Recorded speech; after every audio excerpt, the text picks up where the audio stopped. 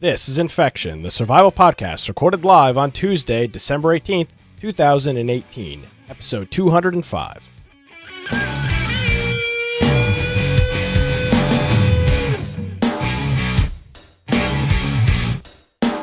Hello, ladies and gentlemen, and welcome to another episode of Infection, the survival podcast. Infection is your source for the latest information on survival video games. We bring you the latest news, reviews, updates, and more each and every week. My name is Nick Craig. You can follow me on Twitter at Nicholas M. Craig. Of course, visit our website, infectionpodcast.com. Joining me from the great state of Idaho is I am back in our original Infection Podcast studios in upstate New York, Brian with an I, Aldridge. Hello, Brian. How are you? A little bit of throwback to the old days. Yeah, right? So, hey, if you want to find me at Boise Computer on Twitter or my blog, biteoftech.com, and make sure you go to our website, infectionpodcast.com. On there, we have links to all the different show notes. So if we discuss something that maybe you want to get the original link to the article we're referring to, we'll have all of that in the show notes for this episode and every other episode. Also, we have a link to our Discord group. So if you're looking for where you can hang out, talk throughout the week, maybe suggest some news to be talked about on the show, you can go in there, and it's free app, really easy to use. They have a mobile app as well.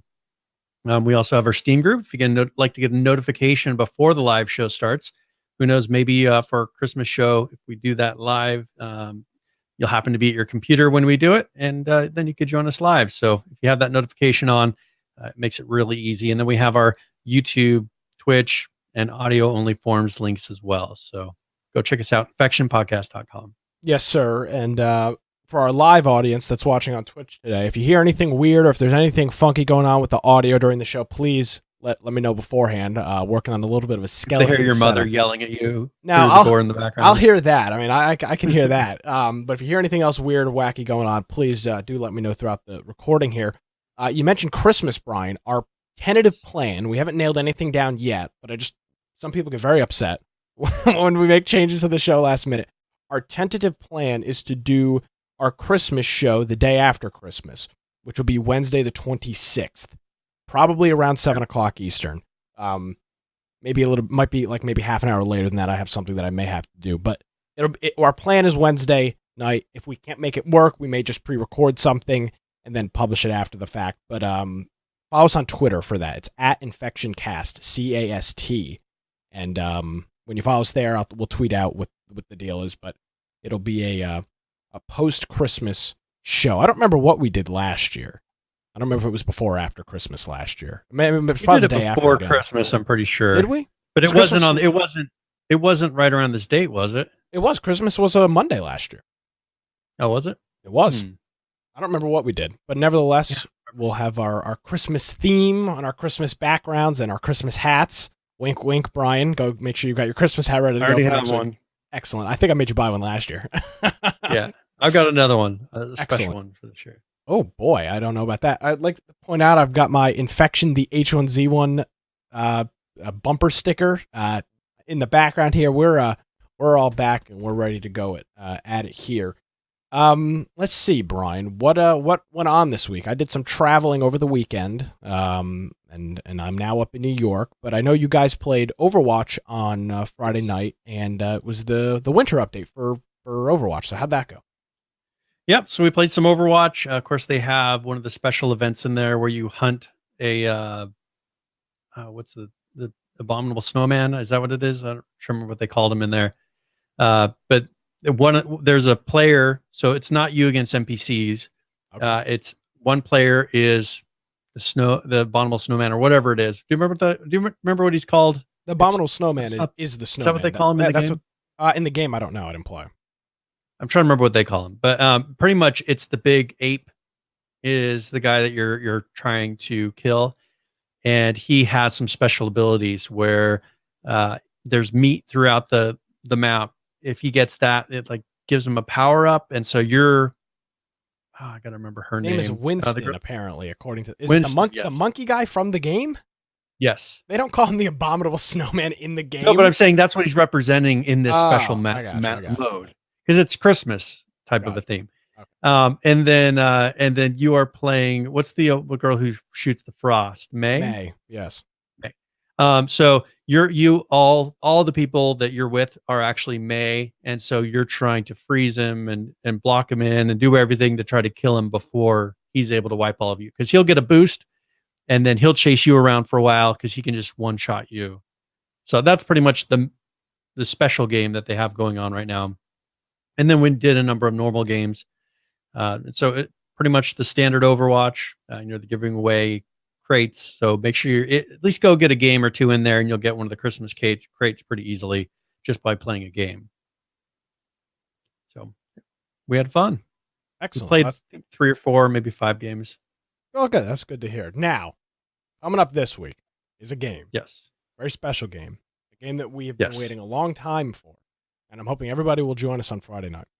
We are going to be playing Miscreated 1.0 for our game of the week. They have released today their 1.0 version of the game, and we're going to be playing that Friday night. So if you've got Miscreated, and even if you don't have Miscreated, I think we've recommended it this entire way through, but we're going to be playing that Friday night. So make sure you've got 1.0 downloaded. I'm going to download it today, probably after the program, and get it all. So I want to get your opinion on something. Yes, sir. As far as how we should do this. Do you think we should run our own private server for this? I think I could see benefits, and I could there's a benefit to either way. I agree. Now, it's going to just be pretty much PvP, and we won't be able to do base building and won't be able to do all that other stuff if we play in public, but we'll have PvP. What if not, we'll actually be able to run around, learn recipes, build something, claim a building, things like that. What if we do an unpassworded private server?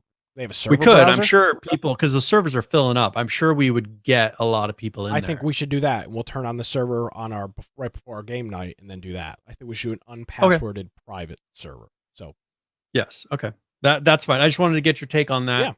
Yeah. Because they will be releasing the server files here. Well, they posted them to Steam, but they said that they had to post them to where they were able to, I don't know, not it show is free, because the game is a paid game. They've never released the server files before, so they released them now to where you don't have to own the game to host a server. Gotcha. So that should be this afternoon. So by the next couple of days, I'll throw up a test server just to make sure it all works, and then we should definitely be good by Friday. Well, excellent. So, and if any of that changes, we will go to the servers channel in Discord, no matter what, and we'll have all the details in there for that. So, in our Discord, there's a servers channel. You can go in there and do all that fun stuff. So, Miscreated 1.0, it's our Friday Infection Game of the Week. We start at 8 o'clock Eastern, and we'll play through the night and probably throughout the couple days on the weekend as well. As with Miscreated, that's kind of how it works. So join us for that, and we'll be talking about Miscreated here in just a little bit. We'll talk about the 1.0 update and some other stuff with that. But yeah, that's our game of the week. Very good. All right. So what do you have a preference? We could actually, if you would like, could talk about Miscreated a little bit. All right. So they did their official 1.0. Now, this is out of alpha. This does not mean they're not pulling a PUBG and saying, "Oh, we're fully released. This is everything." They're still in beta, so this is the 1.0, considered still beta. They're not considering it a totally finished game, but they are out of alpha now, and they actually have a launch trailer. I don't know if we could start out with that. Definitely have pushed up the visuals with this newest one. So this is the launch trailer for Miscreated 1.0.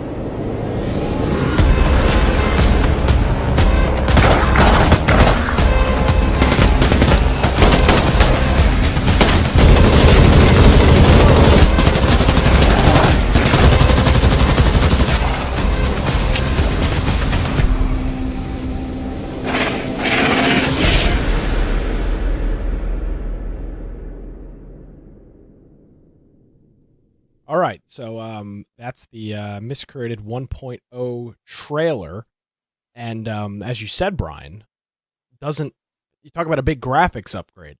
This game Yeah. looks very different than it did previously. Can you jump into a couple places in that video? Yep, just give me a second. Because they showed some things from in the city, and there's that scene with the plane in the side of the building, and I wanted to see that and still because that Yeah, I'm trying to. you could freeze on it. You're talking that about was very this- interesting because that's nowhere in the game currently. I mean, as far as previous to 1.0. Talking about this. Yes. This looks So go like ahead and something scroll right out out. of the forest. Yeah. So go ahead and keep scrolling out. So that's lodged into the side of a building. So I mean, I don't remember seeing anything like that definitely No, in the game I- before. I- So that's totally new. I guess this is in the big city. If I had to take Yes. a jab at it. So they've got a number of creatures. So as far as features, they've got 20 new weapons that they've released, 100 new weapon skins. And one thing, these skins will actually get awarded randomly as you play the game. So you'll get random skins, and they get awarded to you. But there all will be some exclusive skins. Those ones will not be awarded. They consider the map now 100% finished. They have 2 new, they say huge underground bunkers. They have gone through and finished all the areas because they've always been kind of adding, like they've added the fishing village and things like that. They've kind of gone through and have been adding it over time, but now they're at the point where they consider the map to be done. The weather's, I don't know if you want to show that screenshot really quick. I jumped in today just to one of their official servers, and it happened to be snow. So as you can see there, they have a snow that covered it. It does pretty good. I mean, there's some areas where you can tell it's kind of like that H1Z1 effect over some of the ground. But then they have an actual snow that looks thicker, and they did a good job of making that look good. Now, here's what makes me apprehensive about going to a public server. Here, a few minutes after this, I run to a building, and then a guy comes in and immediately kills me. And the map looks so different. I kind of had an idea where I was at, but I wasn't 100% sure where I was at. Yeah. So I could just imagine us all running around and never finding each other. Well, the whole time. I've been following a lot of the. We follow almost all the developers on Twitter, and they've been talking about this kind of all day now that the 1.0 is released, and it's nice to. They are very proud of their product, Yep. and I'm not saying other developers aren't. I don't know why it is with Miscreated, but theirs just seems to be a great amount of I don't know what the word I'm looking for is. I mean, they have pride in it. The thing is, Pride, they're that's a small group of developers. Honestly, for the product that they put out, they're a very small group of developers. Yeah. And so, first of all, that'll cause some pride. It's different when, let's say, you're working on Red Dead Redemption 2, and you're one of 1,000.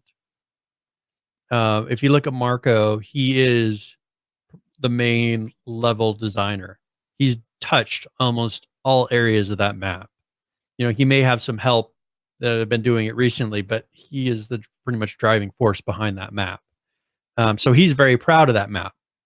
He's put a lot of work, and there's a lot of unique things in that map that you can tell he thought, well, what would be fun here, or what would make sense here?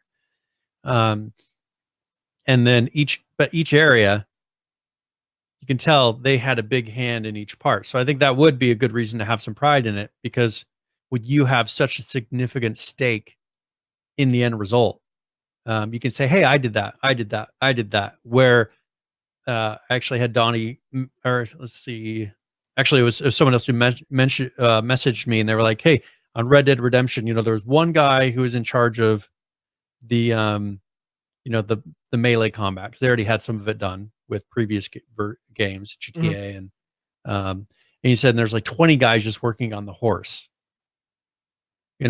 So just horse things was like 20 guys full time. That'd be different when, okay, you could say, well, I did that horse, or it was one of 20 people who did that horse.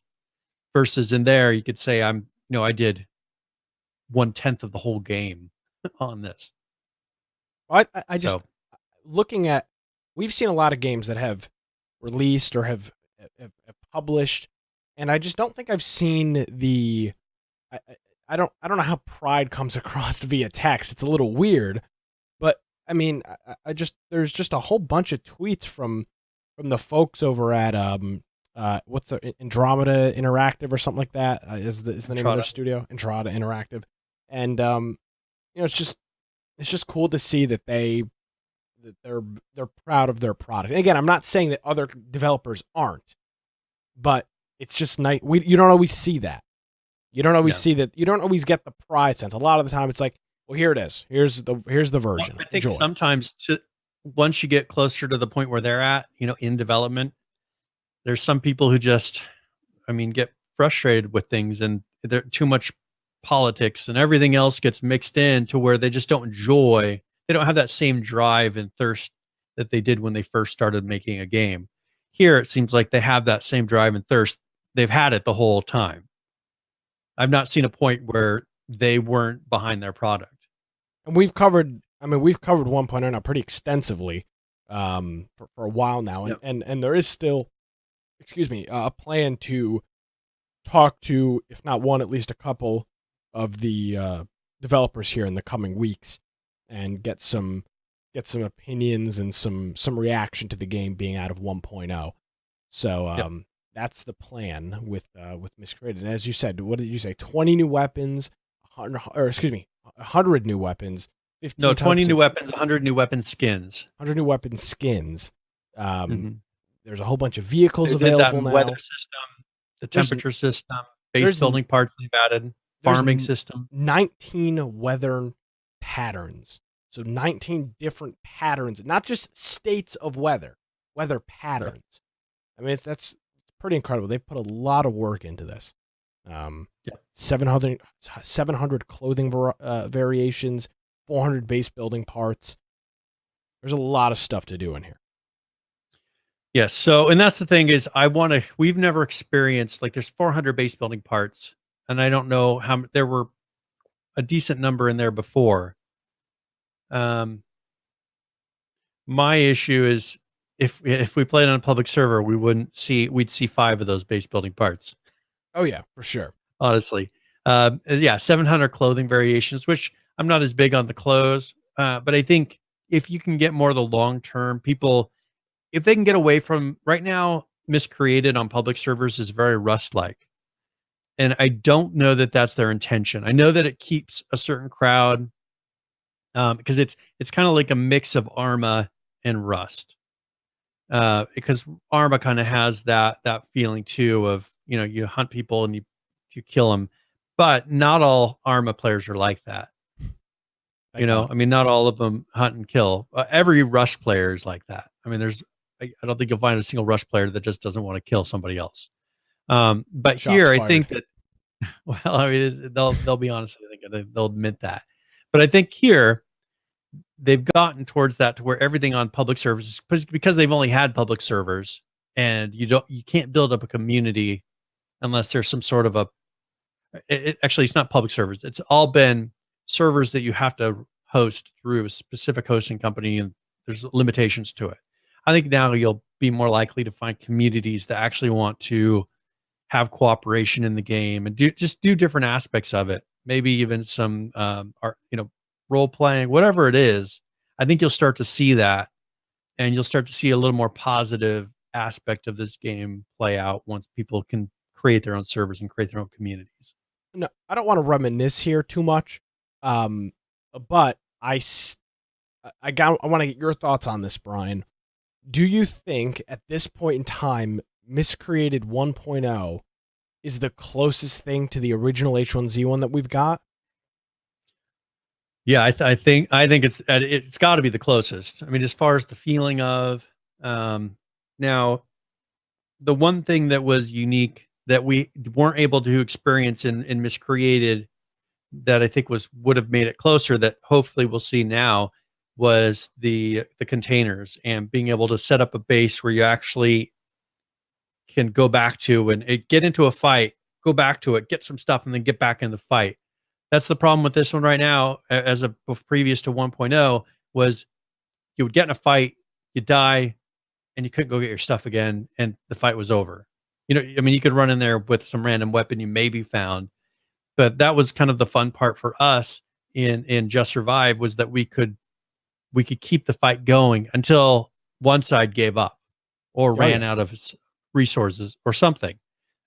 We've never had that happen in Miscreated, and I think that was the big difference and I remember one time when we were having that kind of a PvP experience in Just Survive, and you said that was one of the most fun times that I've ever had.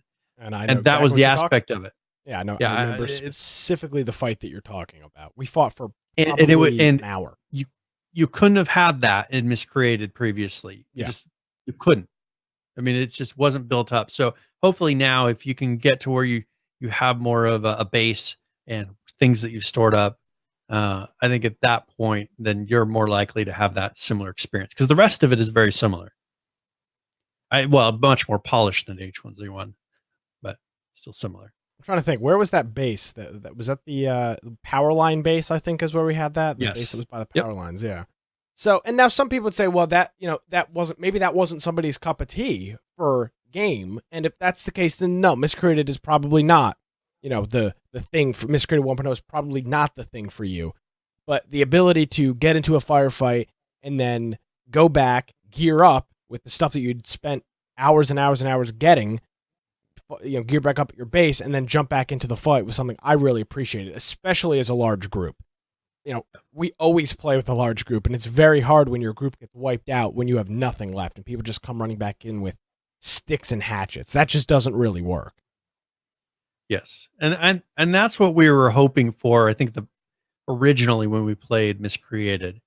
And we really tried, building that base, like we were trying to do the same thing. Yeah. And I think that was some of the frustration that we vented at that time. And I think that we kind of frustrated one of their developers in us speaking our minds about that. But we were trying to recreate that same experience that we enjoyed so much in H1Z1.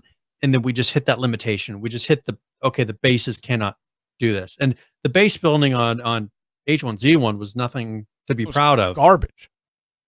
But it came down to storage. Their base building system, I'm sure, was better. We started building up a base, but then we couldn't store anything. And so then we're like, okay, what's the point of the base? And then our base was gone every day. It just, we couldn't quite recreate it. We really did try. So I think that, we should definitely try that again, trying to recreate that experience, and then we'll see what happens. They do have a DLC that they added. So this is their first DLC. It's called Iron Sun's Cache. It's got, now, I want to get your take on this. It has an 8K resolution map of Orca Island. Now, I don't know if this is like a separate image that you can view, or if it's actually in game that it gives you something like a better actual resolution in game. But it's got 8K resolution map. I'm assuming that this is something that you can kind of view outside, kind of similar to a PDF. I think so. I don't think it affects the in-game part. Then they have some concept art, the 30 early concept art pieces, the theme song, the original theme song, and then 10 more wallpapers. So those seem to be things that you can benefit from outside of the game. And then they have 15 weapon skins that you would get in there, which are just variations of the various weapons. Let me tell you what this is, Brian. This is you bought the game a long time ago and you want to continue supporting the development of the game. That's what this is. None of this stuff. This is going to come off wrong, and I love the folks at Miscreated, but nobody really wants any of this stuff per se. Like the 8K who is chomping at the bit? Weapon skins. Okay, but who's chomping at the bit for the 8K resolution map, Brian? Nobody. But this is a because you can go online now. Okay, so one thing that this may benefit is if they can get permission for the map sites to use this 8K. I don't know if there's any more clarity that they put in this or anything unique. That may be cool. It may help the community. But I think the skins will be just hey, okay, I have this gun. Now I have a unique skin on it. Just makes it a little bit cooler in game. Yeah, I just this looks like it's a map. And you're right. The map is an external map. It says print it out and post it on your wall. It's an external map. This is a support Okay, so it's like pack. a PDF. Yeah, this is a support pack for the game. This is you enjoyed our content. You paid for the game once. Would you like to? This is. I'm not saying they want people to donate, but this is a kind of a way to continue the development. If you're enjoying the game, if you enjoy the game, this is a way that you can help support the development team. And I love this. This is not pushy. This is not, oh, woe is me, we need more money. This is, hey, we've put all this time in. You want to support us? Throw us $10, which I will be doing. And if you have played and you're a fan of Miscreated, it's something you should probably think of too. And if you don't own Miscreated, you can get the bundle of it. I'm not sure what the price would be because Steam always gives you a price subtracting what you already own. The bundle is $30. Okay. So the game you're getting 5% off. Okay. So yeah, that's all this is.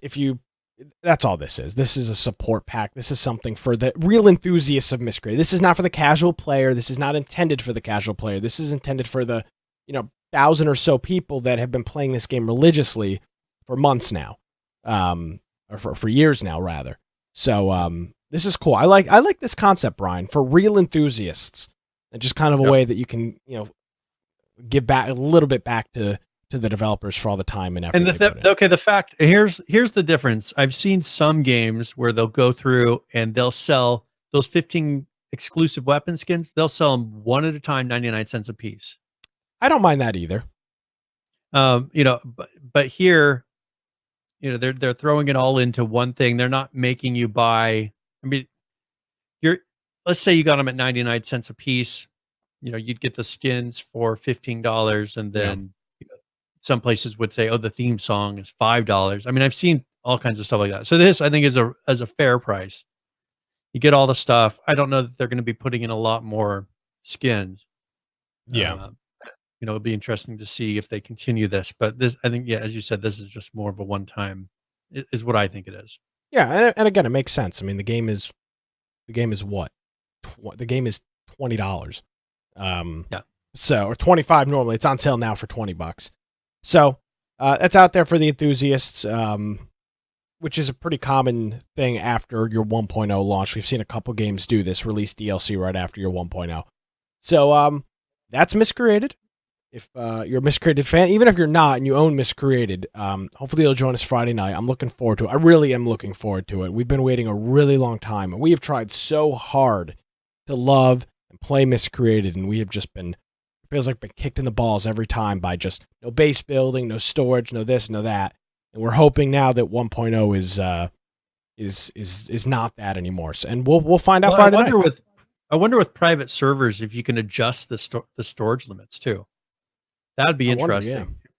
If you can adjust and say, because I mean, I'm wondering, we know that originally a lot of the issues were server optimization and storage and not wanting to have to track tons of stuff that people are just stashing. Now, if we're running our own server, can I raise that limit or say this storage box has 100 slots in it? That'll be interesting to see how much flexibility they actually have in there. If we can, I'll just raise up the storage limits. I mean, that's fine. Yeah. I think the base storage is probably going to be sufficient. Actually, don't do it right away if you can, because I'd be curious to see how the actual base storage plays. The regular, when I say base, I don't mean base. I mean the default storage values. I'm curious how those perform. From everything that I've seen, the developers seem to think they've got it knocked pretty well down. So that is Miscreated. Hopefully you'll join us Friday night, 8 p.m. Eastern in Discord. And check out the servers channel for more information on that, for the IP and the port and all that other fun stuff. Speaking of games that are or have released today, Brian, game that we first saw at PAX West, which feels like it was a year ago, but really was 4 months ago. It wasn't that long ago. Was a game called Last Year the Nightmare. Yes. And they had a pretty big booth. When they were nestled, luckily we went up and really dug into the third or fourth floor of PAX because they were nestled almost in the like almost the furthest point from the entrance of the convention in the back corner of the 4th floor.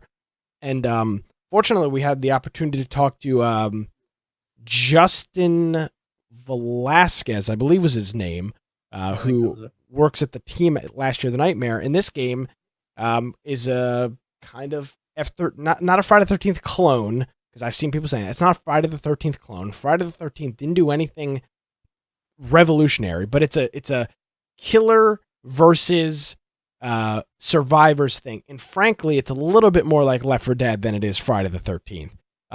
There's goals, there's objectives. So I had the opportunity to play a little bit of it today, Brian, and yes. We all had the opportunity to play it at PAX. And I'm just gonna give some thoughts over some gameplay here. The one big thing about this game, something that is an exclusive first here, is this is a Discord exclusive game for 90 days. Now, so there was a lot of questions about this beforehand, and I'll tell you this. Jumping in here, the voice chat, Brian, is built into the game like Discord. If you look at the upper, if you're for video people or for the audio people, on the upper right-hand corner of the screen, the Discord overlay is built into the game, and your mic is default on a voice activation channel. So there's a threshold on your microphone, and it instantly caused. I talked to these 4 or 3 random strangers that I had never have played a video game with, which is something I never would have done previously because I never have my VoIP configured. I never have it configured. It's a pain in the ass, and I don't want to talk to people. But in a game like this, you need to, and they have brought your Discord settings directly into this game, and the VoIP is literally built in. You can probably see it, and you can hear it. You can hear the other people, not me. But we're going through here, and we're completing the quest. We have to unlock a door here, and that's what we're going here and doing. And that's kind of what happens here. I'll just go through the video here for our video listeners. You can see there's a trapping system that I walked into, and your teammates have to help you get out of it. This is a very cool concept for a game. It's not anything super new, but it's got enough different mechanics that I think can make it a very popular and a very successful game. It's not like Dead by Daylight, but for some reason, Brian, I've been hooked on games like Dead by Daylight specifically. I've been hooked on it. And I think that this is another one of these games, similar to Left 4 Dead, that you can just casually play forever. Forever. Yeah. I mean, these are games that as long as there are servers to be playing on, the game is alive. And I felt a lot of that in this game. I only had the opportunity to play a few games here before the show this evening. But I really did get that casual feel. One big thing, Brian, between PAX West and this is you can actually kill the killer now. He's not invincible like he was previously. So you saw that we killed the killer a couple times in this match. And it plays out very well. So this game they've done a good job of putting a little more diversity into the maps as well. I mean, Dead by Daylight, they kind of all have the same feel. Like the maps will have variation, but they're generally the same feel. This, it seems like it's more of a level that's like a standard video game level. It's Left 4 Dead. It's a Left 4 Dead level. Yeah. It's exactly like the level design of a Left 4 Dead game, where you're walking through a maze. You're going from room to room. You're opening doors. You're climbing up ladders. You're doing whatever. And it's all very interesting, and it plays out pretty well. How about the variety between the different character types? There is the variety. Are people starting to figure out? Because when we played it, we were like, okay, what's this do? What's this do? Are people starting to really figure out their characters and do their roles properly? I'm not sure. I didn't play enough to make that assessment. One big thing, though, is when you select a character. I'm playing as Nick in the game, and you also select your character, and then you select your class. I believe when we played it at PAX West, your character was your class. Character was a specific class, yeah. Bingo. And I think that's different now. Again, I just didn't have a whole lot of time beforehand to jump in and get all the details on it. But you'll see here we're using the blowtorch to unlock one of the 2 locks that's keeping this door. and I'll show this at the beginning. And actually, I'll turn up the audio here. Hold on one second. Let's see if I can figure this thing out. Right at the beginning, I wonder how this will play. You go through a little, like a mission statement, like what is our objective here? Let's see if this is it.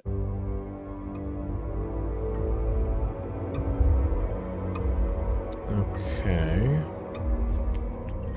Guys, over here. Listen up. First off, we're gonna need some blowtorches. Oh, sweet. I know. We can use those to open up the sewer doors and make our way to the bell tower.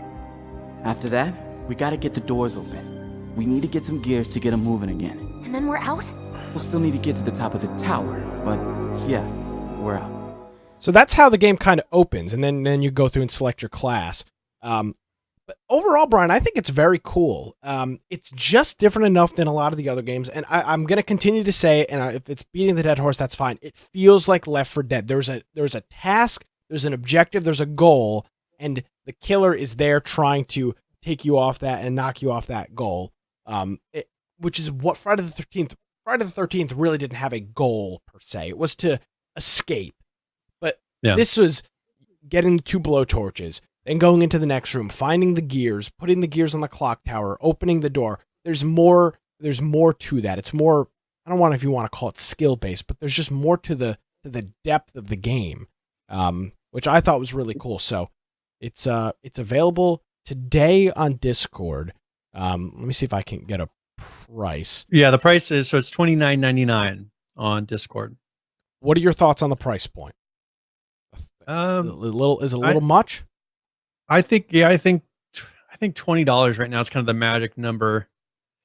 $20 is something that people are willing to pay, not overly invested. They don't feel overly invested to where you'll just get enough people purchasing it to fill up any kind of lobby. I mean, $29.99 is not way out there, but as long as they continue to add content to it, and this isn't just, okay, here, this is a done game and put it out. So I don't know. I think personally, I think that's okay. It'll be interesting to see. So here's my concern. What about once, so they have 90 days exclusive on Discord. Yep. What about if they go to, for instance, the Unreal marketplace?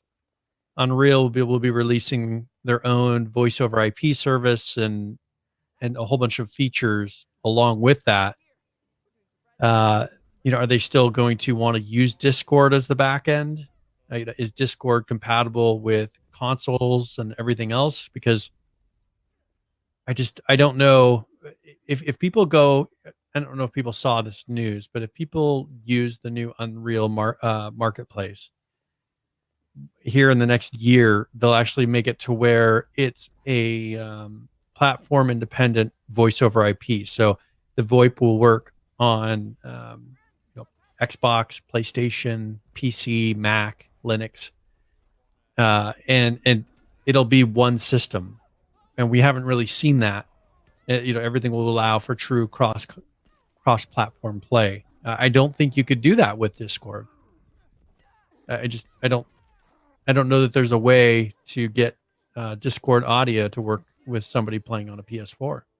That I don't know. I'll tell you what, Brian, though, the ease of this through Discord, and again, you make very valid points. I just don't have the answer, so I don't know. I'm just wondering a year from now if that's going to start becoming an issue, or if people are going to be like, okay, Unreal is the way to go, and they're going to start, like, it becomes the new standard.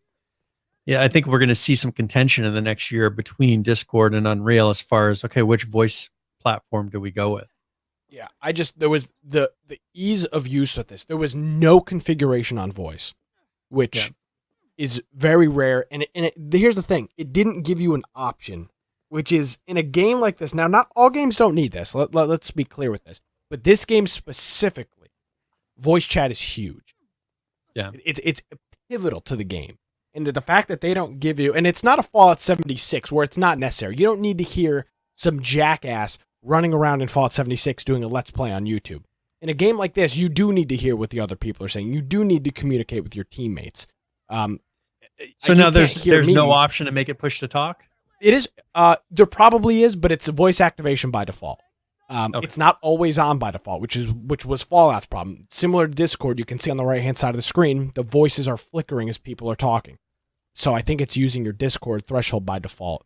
Okay, as long as they give that option, because I know that's some people were frustrated with The Walking Dead, Overkill's The Walking Dead, because they were feeling the same concept of, okay, well, in this type of a game, people should always be communicating, so they didn't give an option to actually mute it. Yeah, and in this case, if you just don't talk, your microphone's not on unless you reach a threshold. I'm sure there is a push to talk button. I didn't dig into those settings, but I'm sure there is a push to talk button. I'm sure there's a disable button. But I do like the fact I applied for a key yesterday, and so they did email me back that they're going to look at it. So I may be able to play with you a little bit in the coming week. So yeah, and that'll be cool. I don't want to show the ending of this here because I totally messed up and did not follow. I got confused on where I needed to go, and we actually. So here's the escape clock, and I couldn't find the escape. I just couldn't figure it out, and I wasn't making it happen, and I just kind of went for it all, and it didn't work out for me. But that was that, and that's Last Year of the Nightmare. We had the opportunity to talk and see them at PAX West. The game looks super cool. I think it's again one of these games that you can just hop on, play 2 games.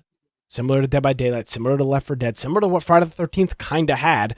Play a couple games before you wrap up your evening and be done with it, which is something I find really appealing. This formula works really well, though, too, with continued content releases. I mean, Dead by Daylight's a perfect example.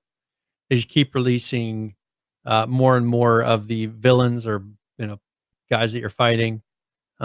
Killers. Creating the killers, quite a bit of variation in that. And so I think that if these guys kind of follow that same model of, okay, even adding a few more of, but these are like high school students, adding a few more of those, adding some more of the killers, just continue adding in. It can be DLCs. I think how Dead by Daylight, I've never seen people really complain about how Dead by Daylight does it. So I think they have a good model for it. And this is enough of a mix between Dead by Daylight, Friday the 13th, as you said, Left 4 Dead. I think they've got something that's unique enough, but it has aspects of all of those that people enjoy and feel comfortable with. Yeah. Oh, for sure. I think there's a lot of potential here. I do think, Brian, I agree with you totally. I'm not. People always accuse us of fanboying out or whatever. I'm not fanboying out on this game, but I do think in the next, as you said, 90 days, when this game releases to other platforms, I do think you may have a problem.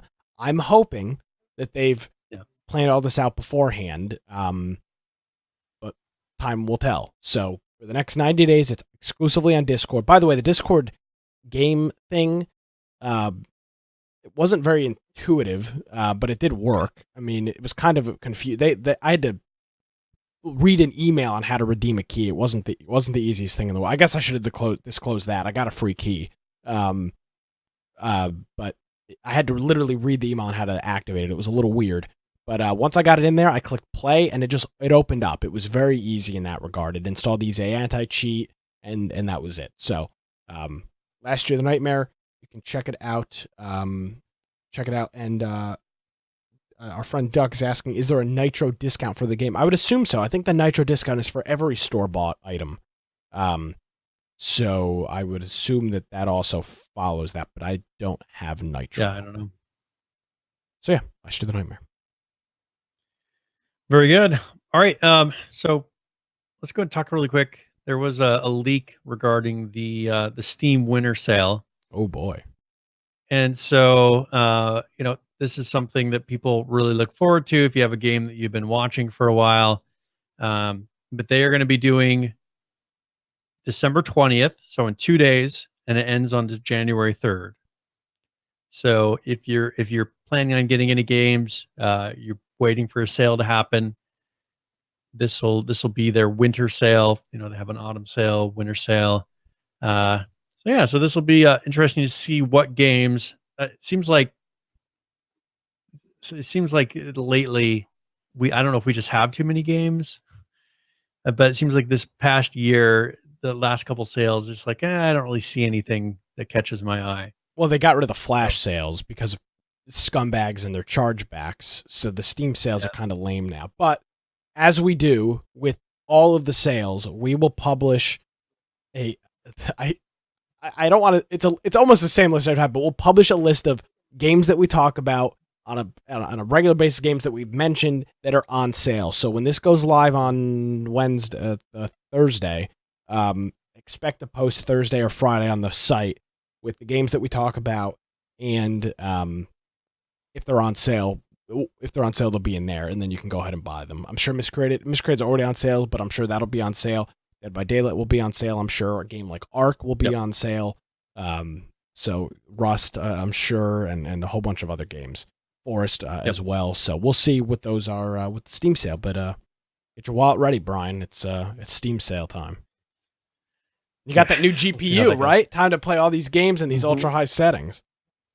I know. I have to see, because didn't you do a benchmark today with yours? I did. I got my 1070 today, and I did my benchmark. Looked like it doubled it. My score, it almost tripled the FPS.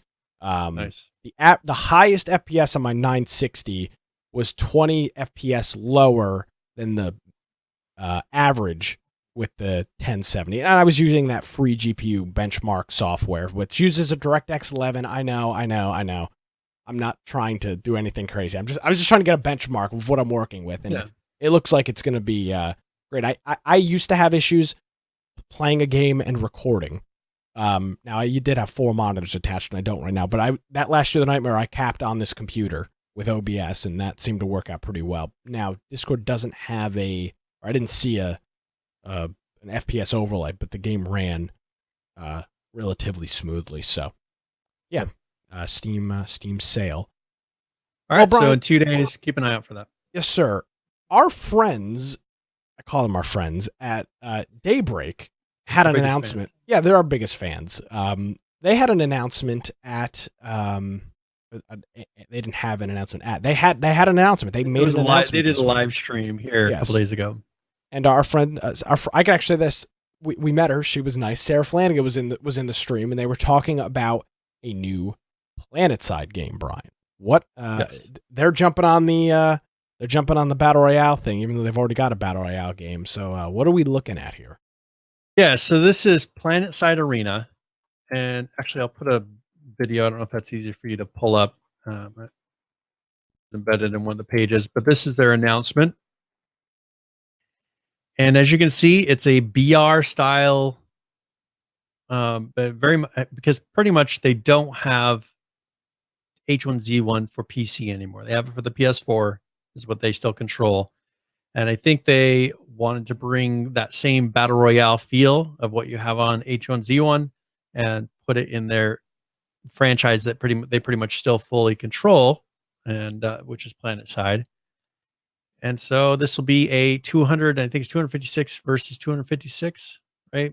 Something like that, yeah. 250 versus 250 versus. Also, they have like 150 player ones. They've got just a number of different ones that they'll have on here. So this is Planetside Arena, still running. We were having some guesses on what they were going to do with this announcement. New game. What were they doing? We saw that I think we guessed last week that this was going to be what they were announcing was Arena, and it's still running on all the old engine and stuff. I mean, that's my downside. And now this isn't free. No, Planetside is free. Planetside 2 is a free game. Yes, Planetside itself is a free game. So this is going to be what, 29? Is it $29.99? I don't know if it's on sale right now. $19 if you pre-order it, I think. $20 if you pre-order it. If you pre-order right now, it's $19.99. But if you wait until after it's released, then I think it goes up to $29.99. No, it looks like that, but PC Gamer says no. I think it's $20. There's a okay. So they have different editions. That's what it is. So they have a $39.99. Now it's 50% off right now. So that's the thing, is it's 50% off the bundle. So will go Gotcha. up. It'll go up after if they take it off of this sale. Because right now it's 50% off for Planetside Arena and like the Sanctuary armor bundle. That makes it $19.98. Then they have another one that has also that plus the Tempest pack, which is that coins? I think that's currency. Yeah, I think so. So these are their sale prices, which scares me because that'll make that the Sanctuary Assault $40, which kind of goes in line with some of the stuff I've seen before. The other one is $80. I mean, you're talking an $80 edition of the game. If you looked at the stuff that they were doing before, though, with H1Z1 and even EverQuest and all that, like that, this is normal pricing for them. Well, actually, hold on a second. I'm reading something else at the bottom of this website. It says launch price will be $29.99, which contradicts the PC Gamer article. So the game will either be $20 or $30 at launch, but it's $19 right now. Why do they have it crossed out saying $39.99 when it says launch price will be? No. That's the Sanctuary Assault is not the base game. That's okay. So that's a bonus. So the base price correct. will be $29.99. Then probably that base game plus with Sanctuary Assault would be another $10. $39.99. Correct. And then the base game plus those other things and the arena, the special, whatever, that one on the left. That's crazy. Okay, that's the pricing. That is crazy. I got to tell you this. This is not because it is Daybreak. This is not because of anything else. This just doesn't. I don't know. I don't see. Planetside is a successful game in its mind because it's a free to play. That and it's the style of game that it is. I just don't know if they're realistically going to get enough of a user base to fill these 250 by 250 lobbies. We have played Planetside 2 a number, probably half a dozen times, and we've always had a boatload of fun when we play. It's a lot of fun to play, but I'm not spending $30 on another BR. We talked about it last week. We've talked about it every week for 6 months now. BR burnout. There's too many damn BR games, and I'm not doing it. I'm not spending $30 on a Planetside BR. If it was free, I'd play it, but even at $20, I'm not pre-ordering it, which is so. Plus, there's no progression system, which I think part of what makes people come back and keep playing Planetside itself is the fact that you have a level 100 and whatever person running around. I mean, they come back because they're more powerful than everyone else. They're a much higher rank, and they can blow you up. If everyone's even, you're not going to get those people coming back because all of a sudden, when someone doesn't have the ability to just be better than you because they have more time in the game, causing them to be a much stronger character, I think you're going to find a lot of those people don't come back when there's a level playing field. That very well may be the case. So I wanted to give an example, like their DC Universe Online, all of their DLCs for that added together is $300. Yeah. And that's a game that was released 7 years ago now, on old technology. That just, they're selling all the episodes for that because they're like stories, $300. And I've seen, they were doing the same thing where you could pay easily by buying stuff for H1Z1 and all these other ones. You could be spending hundreds of dollars just for skins. This people must buy them. It's what funds Daybreak now. Oh, absolutely. It funds a lot of it's not just Daybreak. There's a whole bunch of companies that it funds. Yeah, but what I'm saying is like here they must be making enough off of these to be able to to high that now they have 150 people maybe. I think it is who knows? Yeah. I don't know. So there are like Lord of the Rings Online, which they do. I have a neighbor down the road who actually has a Lord of the Rings Online is his like Latro is his license plate. So he plays it. I assume he still plays it. I'm sure he's tossed money at him for it. The fact that you put your license plate as that, I guess maybe that they've got enough of those kind of people.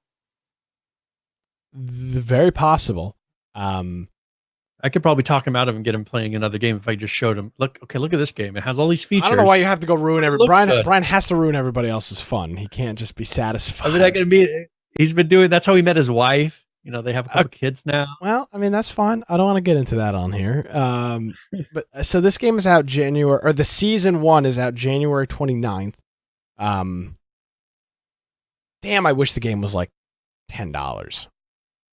Yeah, I don't see, there would be no point for me buying this because I know I would not go back and continue playing it. Yeah, it's tough, man. This is that price point is just not good for filling 500 versus or 250 versus 250. I mean, the $20 price point is not a problem, in my opinion. The problem is once the game is out, and I've got the game at $20, and everybody else has got to buy it at $30. It's now unrealistic. That's the problem. So I think they'll still struggle to sell a bunch of copies at 20. I think they will because of the reason I just talked about. You're not going to convince all of the people you want to play with to buy a game at $20, and then the game's going to go to $30. Kind of failed platform. I mean, well, Planetside 2 is not a failed platform. You can look at Planetside 2, but the thing is, that's been around a long time. It's been free to play. Yeah. I don't know if saying, hey, we can get a lot of people on a free to play game. I don't know if that's really proving that you have the ability to sell a game. I mean, people are more likely to compare it to what happened with H1Z1, which, they made a lot of money, but if you go look at the reviews and kind of where its state is now, I don't know that would be considered a success. Yeah, I mean, there's a couple thousand, upwards of 3,000 or 4,000 people are their peak numbers for PS2. So I don't know if that's enough to sell a new copy. I mean, I have no idea. The good thing, and that's a free to play game, though. I mean, it is, but now the game has been out for 7 years or something like that, some asinine amount of time. Now, the good thing, Brian, let's talk. I gotta ask Brian to take the emotion out of it and put Brian the developer hat on. All these assets are already made. All the vehicles are already made. A lot of the mechanics are already made. All the mechanics were already there for the most part as well because they have the code from H1Z1. Well, not information, but from Planetside 2. I mean, it's the same engine. All this stuff's already done. Well, okay, so I mean, they originally took stuff from Planetside 2, made H1Z1, but then they formulated the whole BR out of that. Yes. So they were able to copy that code over to this because it's very similar mechanics. So this is minimal effort. This is the minimal effort you could possibly do to get a game out like this because they took all existing assets. They've already got They've already got a successful IP. They've already got a successful IP, and they can just say, okay, here's a whole bunch of stuff from our IP. Now make it into a BR. Boom, done. Shipped, ready to go. Yeah, and so it'll be interesting to see if it actually takes off. This will be one of those, let's look 6 months from now. Yeah. And see where it's at, because I just don't know that 6 months from now, this is going to be something that people are talking about still. And this game, and the thing is, you have to have people actively playing it. It's unlike Lord of the Rings Online or something like that, to where, okay, sure, if 50 people are playing, you can have one server, and maybe they'll run into each other every once in a while, which I'm sure there's more people than that playing. This, they have to actually be playing at all hours of the day to be able to fill lobbies. And when people start seeing a 250 versus 250 only having 50 people each side, they'll know that it's struggling. And it's very public. So where other games, you may not notice that the game is dying until, later, until it's very much been dead. This, people will have a very quick, it is dying, because they can't fill a single lobby to full, at peak times, which generally that's where these things go. I would agree. So as you said, time will tell. We'll know here in a couple months what the deal is. Yep. So we will play this out. Speaking of developers, now here's one that doesn't seem to struggle, but Blizzard, they announced that Heroes of the Storm, they're going to be having some developers move to other projects, is what I kind of gathered. They have some unannounced projects and things like that. So what they're going to be doing is taking some of the Heroes of the Storm developers and bringing their skills to other projects. So this is usually a sign that there's not as many people playing a certain game. It's not their most successful title in their IP. If you look, Blizzard has Diablo 2, World of Warcraft, StarCraft 2, Overwatch, a lot of other games that they, I'm sure, make more money on, for sure. Heroes of the Storm is not the most competitive for its type in the genre. So they're starting to shift people away from that. And they are actually not going for esports with it as well. Because they found that it's just not bringing in the attention, the money. Do you think, so we've had a lot of bad esports news kind of in the past 6 months. Do you think this is an indication of anything? I mean, the Pro League for H1Z1, do you think it's just you're going to actually have to focus on games like Fortnite and things that people actually want to watch?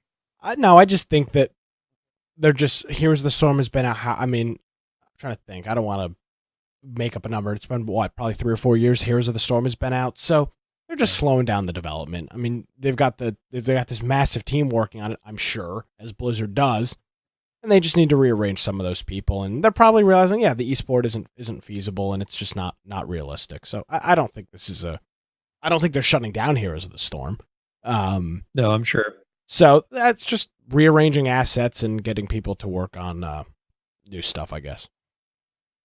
Now, I've never really seen people. I mean, I've tried it out, but I just don't know of a lot of people that play it. I wonder what their player numbers are.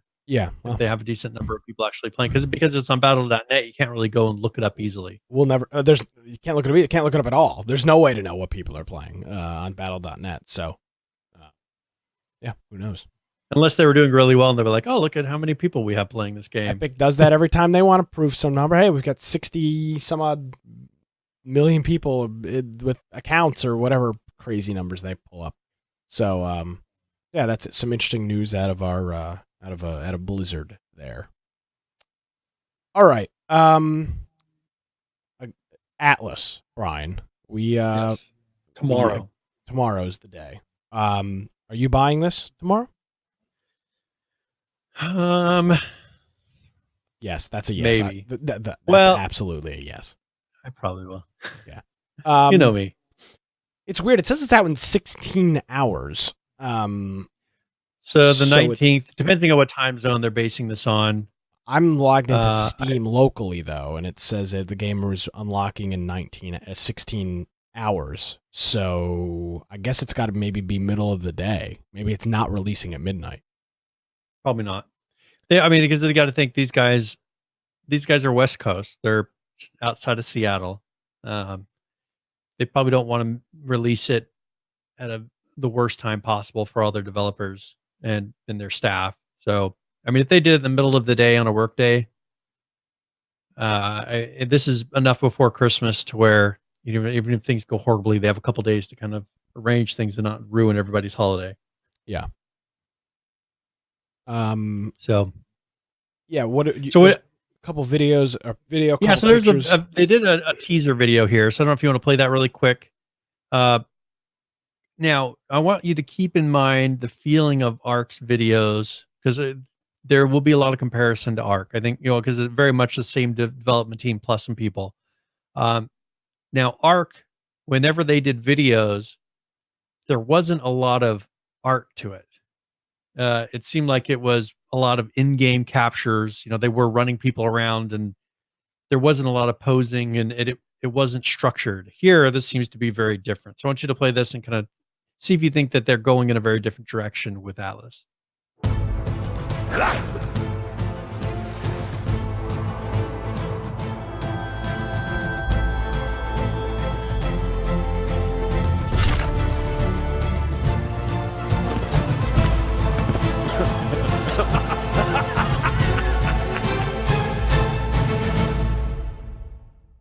I would say so, yeah.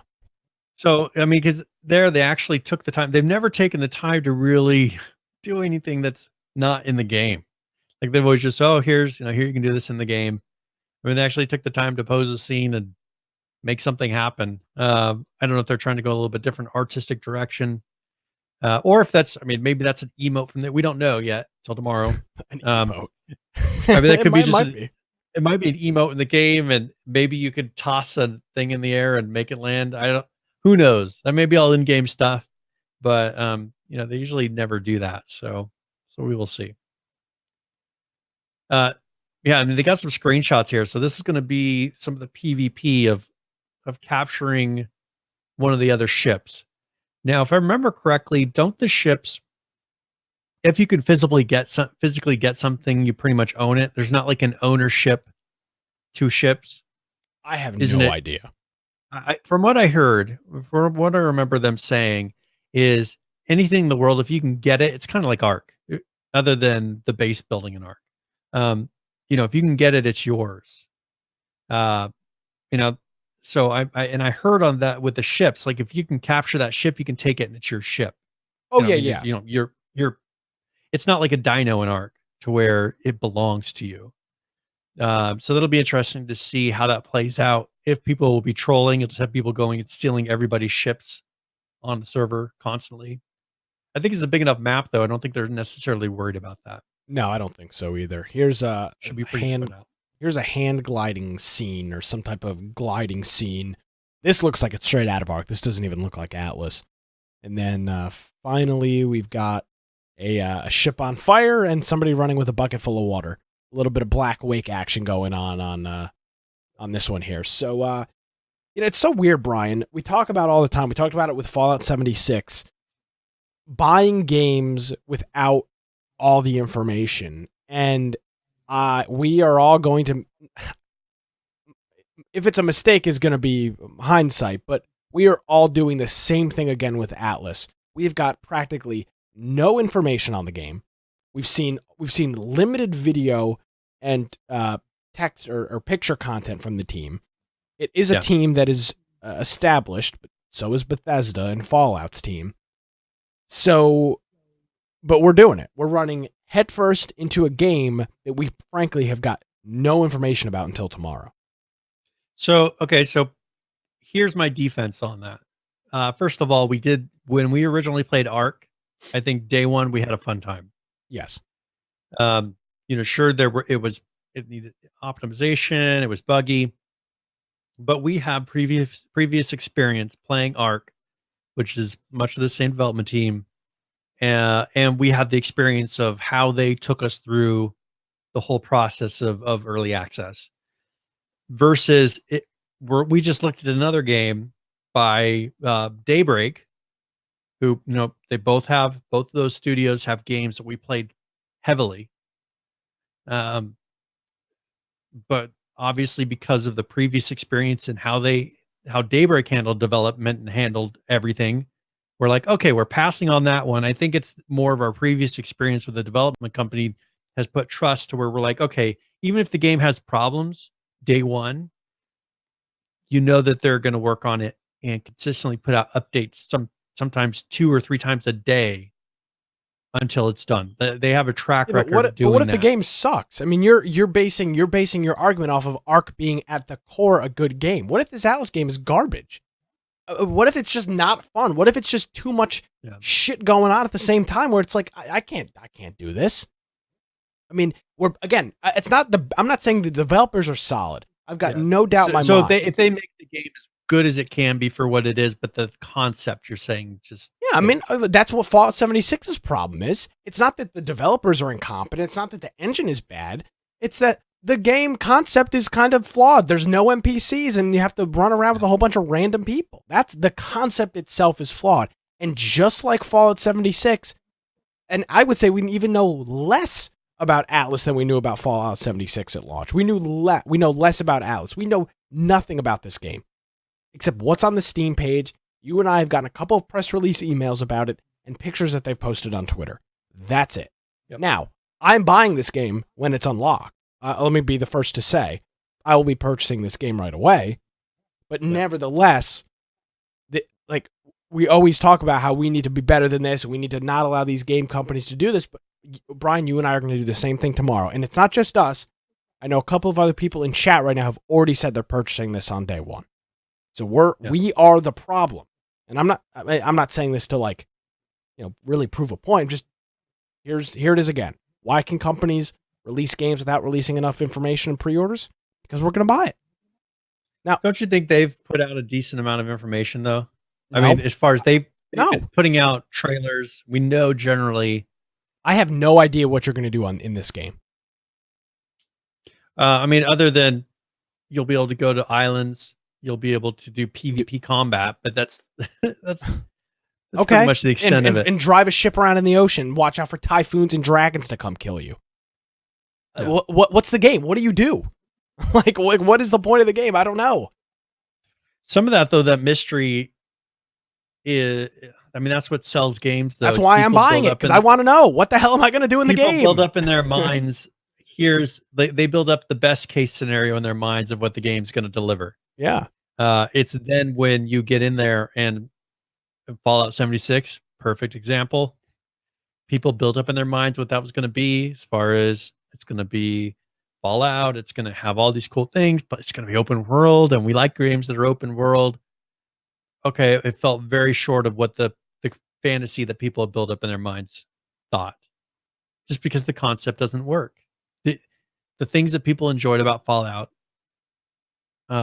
contradicts the open world Rust style of game, or whatever you pick your open world game that you like.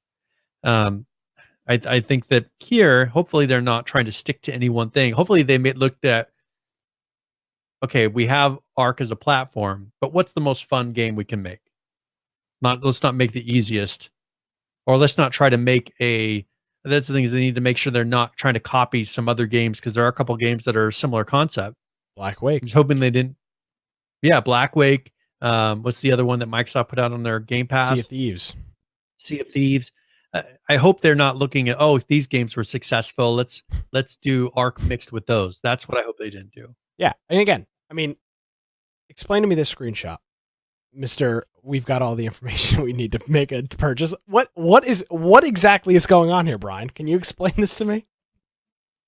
So let's see, an X on the map. I bet you that if they can kill that guy, they'll get some sort of a loot chest and get something cool. Now, if you you have quite an imagination, because I'm like, all I see is a hell monster raining down upon them. But see, there's one to the right as well. See the stoned one? So there's a fire and there's a stone one. Maybe these are friendly. So you're supposed to. I don't know. He looks like he's about to hit him with a shovel, and the guy's about to fire on him with his musket. I mean, I'm just. This is what I'm saying. I see pictures like this, and I'm like, so what? What do? You do what? You fight demons. But obviously, fire demons? you find a hint. It looks like there's a hint that you're supposed to go here. So obviously, there's some kind of a story driving you here to do something, which I like the idea of. They didn't do enough of that in Ark. There was nothing driving you anywhere in Ark. Yeah. So I'm looking forward to it. There looks like there's a lot of NPCs, which Ark didn't have. So I'm looking forward to it. I'll be purchasing it tomorrow, and I love big worlds too. I love something that's just huge that you can just go do your own thing on. I know you're like that too. Like sometimes you just want to go do your own thing. Yeah, exactly. So I'm looking forward to this. So we'll be picking it up tomorrow, and maybe we'll do it for Game of the Week next Friday. We normally don't do a Game of the Week around Christmas, but Christmas is at a weird point this year where it doesn't really affect either of the days. So we're doing Miscreated this Friday. We'll probably do Atlas unless it's a total dumpster fire next Friday. That would be my thought. So look forward to that. And what is that? $20 or 30? I think it's maybe it's 30. I don't remember. Atlas, they don't have it on their Steam page yet. I'm pretty sure it's 29 though. It was 29 or less. I don't remember. It was not over 30. No, it definitely wasn't. So, look forward. I remember we saw the price point. We're like, hey, that's reasonable. I don't remember if it's maybe 25 online. I don't remember. We'll see. But 16 hours that'll unlock, and then we'll be able to play around a little bit and see how it goes. Bingo. And hopefully the content. Hopefully they're not basing the content on, here's the base, starting area, and then there'll be a lot of content later. Hopefully they've got a lot of stuff done now, to where it's not the game is being built up over the next 3 years. It will be $29 for early access, which is today, and it's going to start at 1:00 Eastern. So when 1 o'clock by Eastern. early access, they're saying up until they come out With of 1.0 alpha. Yeah. Bingo. So yeah, $29, and it'll be out tomorrow afternoon. And by the way, it's coming to it'll be coming to Xbox in the early parts of 2019 with their Game Pass preview thing. So, look forward to that as well. Very All right, good. Brian. All right. We got a giveaway here. Yeah, so let's go and get one started here. So this will be exclamation point giveaway in chat. 60 points. And then I'm going to be giving away a copy of, well, I figure we could do 7 Days to Die because we'll probably play that again here pretty soon. Mhm. But we'll do another one of 7 Days to Die. So if you don't have it, or maybe, you have kids or a friend or somebody that you'd want to play with us on the server, because we do have a server. They're putting out a decent number of updates in the last couple of weeks, preparing for their official Alpha 17, which still hasn't happened yet. So if you have somebody, even if you have a copy, but you have someone who would actually play with us, you can enter the raffle for them. So Exclamation point. 7 Days to Die, giveaway. exclamation point giveaway in chat, and then we'll give that away before the end of the show. Yes, and that's just another reason that you could should tune in live and watch the program. We're live most Tuesdays. We won't be live next Tuesday. It's Christmas, but we're live most Tuesdays, 7 p.m. Eastern on our Twitch channel. You can interact in the chat. We got a whole bunch of people in there chatting, talking about Atlas and Fallout and the kind of the comparisons there, and have the opportunity to win some games as well. Let's talk about Zara real quick. Our friend Josh over there making that game happen. Did you have a chance to play over the weekend? I was actually gone over the weekend. So was I. I didn't have a chance to jump in the second playtest, but I know a couple of our community members did. And I know our friend Jonesy did, and he said that he asked me if I wanted to play, and I couldn't. Didn't have the availability to do that. But they did do a couple, or he did a couple of patches here for their open alpha. This is their second open alpha that they've done in terms of patches. Skip the intro of the game has now been added in there. Some Asia servers have been added, and those are located in South Korea. This is the one I want to talk about, Brian. The world loot has been increased to 2,350. It previously was 2,000. I thought there was already too much loot. Now, I was playing on a dead server. You and I were playing on the first open access, and there wasn't that many people playing. Yeah. But once you get a cycle of people going through towns and doing constant PvP, yeah, I think at that point it'll balance out much more. I would agree. Because that's the max amount you can have, happening at any one time. There probably is a respawn time of maybe like 30 minutes or something. So, I mean, we remember from H1Z1 days, you'd go through a town and, you could go through and you'd be like, oh, somebody's been here in the last half an hour to an hour. Yeah. Because there's nothing in the whole town versus maybe you happen to get it after a server restart and then there's just stuff all over the place. So they did that. Also fixed an issue causing hitching on AMD FX processors. Improved first-person feel to make it less static. Improved performance of the inventory character display. Fixed an issue that was causing animations to not play on the server, causing hit registration issues. Added additional checks added to the proximity pickup system to prevent looting from far distances. Added a camera shake to the C4 when that explodes. Removed bullet smoke trails from the shell, which was part of the ejecting particles that was being from the shell being shot off the side of the gun. Pistol reload delay is now 2 seconds. Sights can now be used on the FN SCAR. Fixed an issue that was causing melee to not play correct impact sounds if you were hitting the wrong thing. Reduced AI run speed, which I would say that's probably something that was pretty good. The AI was a little quick. Reduce the health of the Model X robot. I think that's probably there's a robot that is like a bigger mech takes a lot more health. So I think that's maybe which one it's talking about. Exploding robots will now glow brighter when they're about to explode, so you can actually tell that. And then there's a whole bunch of other stuff on here. I thought it was interesting, the additional map areas. Yeah. Like the airport area, the farm extension. So I think that's a good thing to keep adding. Of course, the tough part is being that he's working on this by himself.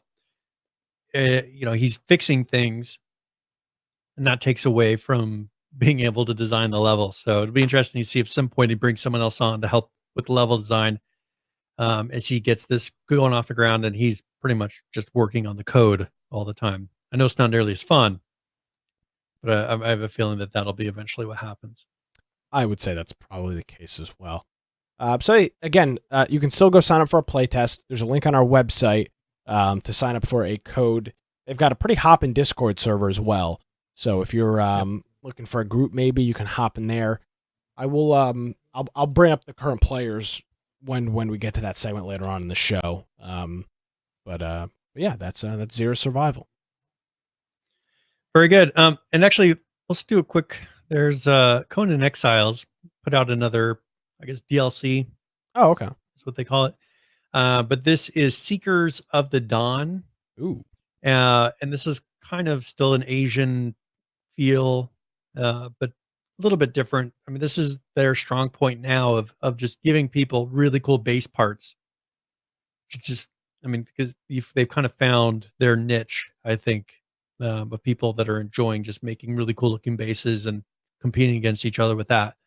But this one has 39 new building pieces, 15 new armor pieces, 5 new pet skins, 12 new weapons, and 5 new war paints. And you can get this. It came out, I think, on the 12th, so it came out in the past week. But if you're playing that game, I'm sure you already know about it. But this is a DLC that's available. So, their prices generally are not crazy with this. I think it's $9.99. You can get this DLC, and they have a total of, I think they have 4 of these so far. 5, yeah. Well, they have 5. They have a barbarian. We have one that comes with other stuff. But I think as far as these packs that have these building pieces and skins and things like this, I think they have 5 that they've done, because of the Imperial East, Jewel of the West, Savage Frontier, and then this one. Gotcha. So, and I think the Barbarian edition, that was kind of like what Miscreated did, as far as it has soundtracks, art books. That was more of the support the developers, just to show them you care type of a pack. Yeah. So that is Conan. One thing I saw this and it got removed off of Twitter, so I don't have a link to it.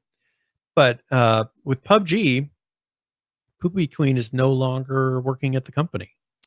She was there. She was the community manager. I don't know if she was the head community manager, but she definitely was in the community management. She was the one that section. Everybody knew. Correct. She was with Brandon. She's been with Brandon for a very long time. She was with Brandon at PAX East in 2017, the day the game released. She's been with him for a while, and with the company, not just.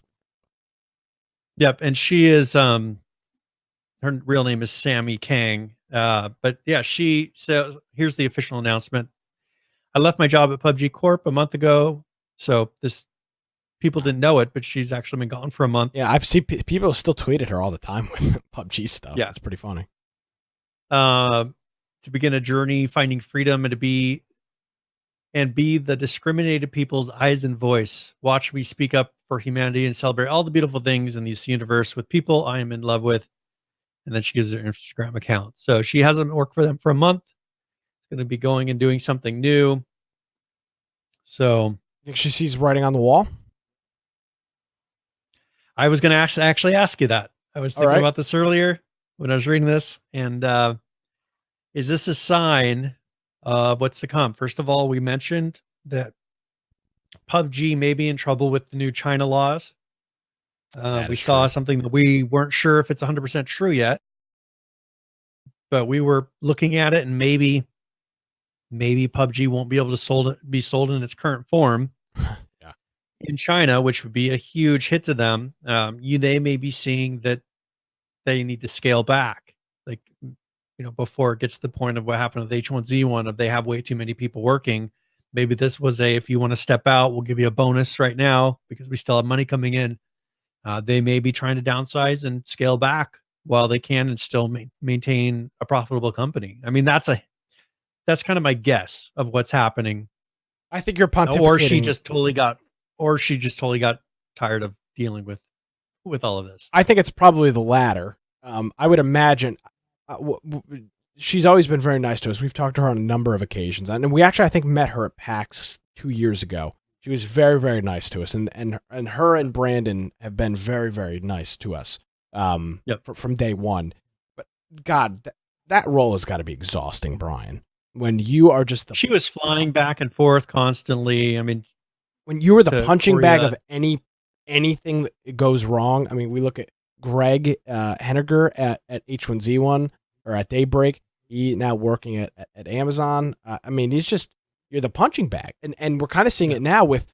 I see this sometimes now with Clegg and Jace. Somebody tweets at Jace and said there's an issue, and Jace says take it up with Adam. You're the punching bag. When there's a problem, it's your problem. Even though you may not even know what the hell's going on, it's your problem. You got to deal with it, and you're like the contact this person, contact this person, contact this person. I would imagine that's just exhausting. That's got to get real old real quick. Yeah, I mean, it could be. I mean, it had to have been a well-paying job. I'm sure she was doing very well. But she has a kid now. I mean, things changed in her life as well. She had a baby. She probably doesn't want to be flying back and forth and going to all these events and doing all this stuff again. It just doesn't make sense in her life anymore, which would totally make sense to me. I wouldn't want to be doing all that. That is an exhausting lifestyle, and people generally don't do it for a long period of time when you're having to go all over the place. Well, we wish her the best on her next endeavor, and I wonder if we'll see another prominent voice step up as that kind of de facto community voice when it comes to. Do you think they really need one now? I mean, don't you think that's? Do you think because this isn't like an early access to where you're looking for that person? Do you think people just think of PUBG as a corp now?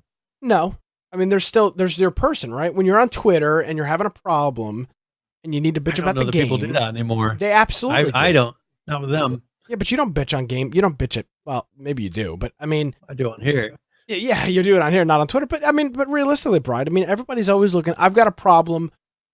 Let me complain. Your game sucks. I had this happen at PlayerUnknown Battleground, at PUBG, at Poopy. But I don't.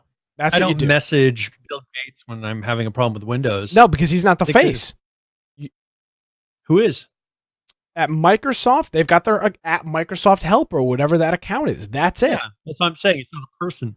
I know it's not a person, but you're using a ridiculous company like Microsoft. But I mean, I'm just saying they're big now. It's not like the old project of PlayerUnknown. This is PlayerUnknown's game anymore. I feel like it's kind of getting away from that now. Maybe you're right. There doesn't have to necessarily be one face anymore. Just contact our help. Is what they'll say now. You make a very good point. That may be the way that it's go.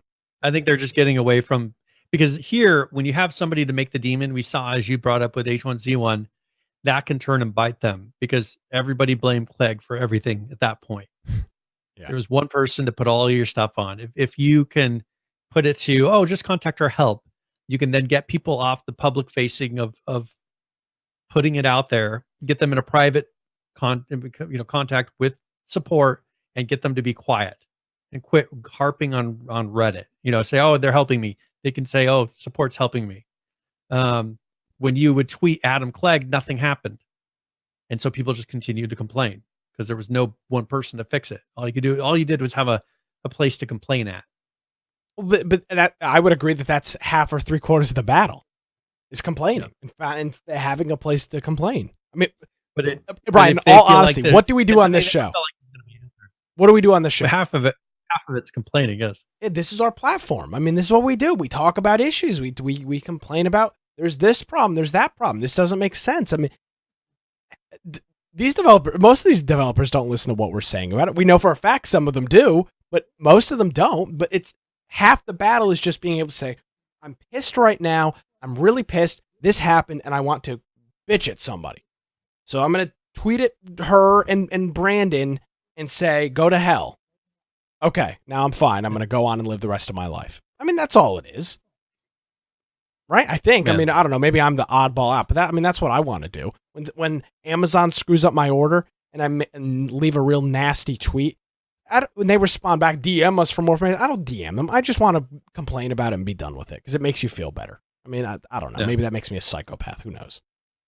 I was going to have to tweet at EVGA because I was having a problem with my video card. I have to leave a real nasty tweet. But, it's just, that's what people want to do. Yeah. Well, and I don't know if it'll be interesting to see what they do. I just don't know that they're going to put a public face anymore, unless they come out with a new title and they actually need a community manager again. They may have community managers, but I think they're not going to put them out there like they put her out there. It'll be a team of community managers. That would probably be the smarter move. Yep. All right. So do you want to talk about some 7 Days to Die now? Yeah, that works. They've actually inching towards actual alpha. Oh my god! Which is funny that you have to do alphas of alphas now, is what this feels like. What's below an alpha? Unreleased. Not even out there. Yeah. Release candidate is before an alpha, right? Maybe, I don't know. No, actually, release candidate I think would generally be farther along because it's the one that you feel is stable enough to possibly release. So, like an alpha candidate. This is an alpha candidate. Perfect. Which is crazy to me. It's the first I've ever seen. So what they're doing here is they've added a new cabin. So they're still adding buildings. They've added a diner, cabin, a couple of different variations, cabin, docks, and they've added a number of buildings that they've been working on in the background, done a number of fixes, updated some models. And this is just the B221 is how they refer to this update. But they are doing a lot of fixes. That's the thing with them is they put a lot of fixes into one thing. This is the third one, I think, that they've done since we've played, or maybe they've done two. There was that version, and then I think they've done two since then.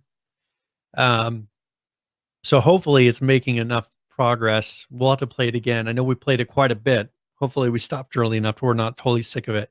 But once they do release Alpha 17, we'll have to play it one more time, maybe for a couple of days. Yeah. And just see how it goes. So they did fix that. Now let's run through the known issues. The known issues has gotten much longer. I saw that since significantly the last longer, time. Yeah. Yeah. So they are doing fixes, but the floating POIs is still a problem. They have not fixed that.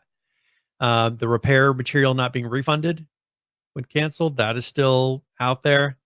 The issue with Trader X. So pretty much all the issues they had before were still there, plus about 3 times as many.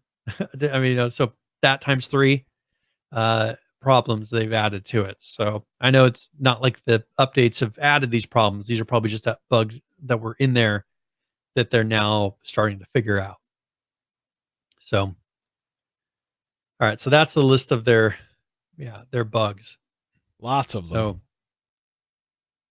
but hey, those are things. That's why you do a build before. Well, hopefully alpha. these are all fixed before Alpha 17. They don't push say, oh, we'll fix these by Alpha 18, which will be a year from now. 560 days we're going on, Brian, since the last full Alpha 16 release. You think we can make 2 years? No, definitely not. Okay. No, definitely not. This game will be out in January. It'll be out in January. There's too many issues. It's not going to be out before Christmas. No, they're definitely not getting out for Christmas. I'm nervous about January. I think it'll be more February, maybe. I don't know that they're going to be able to fix all those things in a month. You got your book with you? Yeah, I don't. Let me write it down. I have it. Perfect. But I don't want to dig it out right now. All right, well, let's do it. Just write on this notepad. You can take February. I'll take January. This game will be out of alpha in January. Okay. Or not out of alpha. Out of Alpha 17 will be released in January. Okay. There we go. Brian's putting it down. It's on paper. Somehow we always forget that we even do these, and then we're never able to look back at them. But this one is close enough in memory. We should be able to nail it. So that's Dead by Day. Right, I'm thinking that they're actually, so February for me, January for you. Now, PH was the closest. PH did say that he thought it would come out, I think in January or something like that. Yeah, but I don't remember. We originally talked about Alpha 17 coming to the original, experimental. I don't think we ever really talked about when the final release was going to happen. No, we were talking about when Alpha 17 itself was going to be released. I don't remember. Who knows? And we were off. We were way off. Like I guessed months and months ago. Yeah, Thinking probably. that was crazy. You went a couple months after, and PH sarcastically said it's going to be next year. And Well, who was right? He was right. Shocker.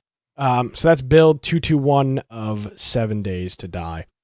Many games are doing Christmas things, including, I don't think it's in here, but Dead by Daylight is doing a little Christmas thing where the hooks and the hooks in the lockers have all got little Christmas lights on them, which is a nice little touch to see every once in a while. But our friends at Rust are doing a Christmas update, and Shadowfrax has got a video here talking about the latest here in a what they call it, Seasons Beatings is what they're calling. Sounds about right for Rust. The Rust update. So here's Shadowfrax's quick video about this update for Rust.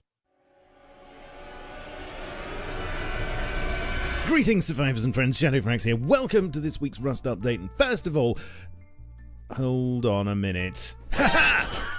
Filthy snowball ninja. You see, this is why you need some decent surround sound headphones. Talking of which, I just want to say thanks to my sponsor this month, Sennheiser, who've actually sent your Uncle Shadowfrax one of their sexy new headsets, and I'll do a separate unboxing vid about that soon, maybe with a little giveaway, so stay tuned. I'm also waiting for a special discount link, which I'll put in the description when I get it, so make sure you click on that because you get some money off their lovely products. So this week, as well as all the usual seasonal tat that gets hauled out of the Rusty loft at this time of year, there are some more new features that have now been added to main and that will be live on all servers until January the 3rd. First of all, you'll find a selection of snowballs in your inventory when spawning, although these are not your normal harmless fluffy ones, but rather seem to be made from pure salt with a rock in the middle, and they tend to bounce off of things most of the time instead of going splat. There's a complete reskin for the cargo plane too, and instead of a supply drop, it'll emit a surprise drop in the shape of an enormous present, although, as with most airdrops, the aftermath's more likely to resemble Black Friday than December 25th. In addition to this, there are some items to buy on the store that can be used at any time of year. These include giant candy cane and lollipop deployables that you can place outside for passers-by to lick if they need a sugar rush.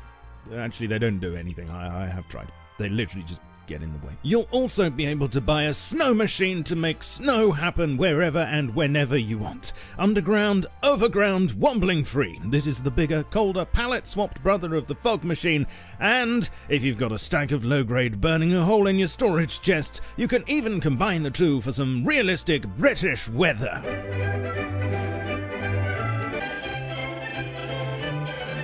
Be warned though, the snow may be fake, but the cold is real and will put icicles on the testicles of anyone who comes near it, as long as they've got a pair and they're not wearing enough clothing. Shame we can't link this up to some sort of frosty electric trap bass thing, really. Actually, there were quite a number of fixes and tweaks after last week's electrifying patch. Shock horror, I know. An optional update on Monday should have fixed the puzzles on ProcGen maps where certain objects weren't getting any power. Server owners with this issue can run the puzzle prefab respawn command in console, but please don't use it on non-procedural maps or it'll cack up all your puzzles until the next wipe. You've been warned. The blueprint for the clatter helmet was added too, for any of you who've played that game now. Batteries have less capacity but higher charge efficiency. You should be able to wire them in series now, but they must have at least 5 seconds of juice in them to begin discharging. Solar panel output was reduced to 20 and also scales depending on their health. Root combiners can now be stacked and have short circuit detection. Ceiling light on-off sounds are quieter, and there was a general polish to fix descriptions and stuff. The jerry can's gone from yellow back to blue after last month's charitable Rust event. Junk pile scientists have had their aggro range reduced somewhat and now correctly switch between their flashlights and research gear. Plus, their friends in the military tunnels have had their damage output reduced a bit, which I'm sure you'll be glad to hear. Another fix is being worked on to prevent objects still being culled sometimes for a few frames when doors are opened quickly, but in the meantime, any within 10 meters of the player are exempt from culling. And lastly, I've managed to snaffle 3 more pickies of progress on the oil rig monument for you.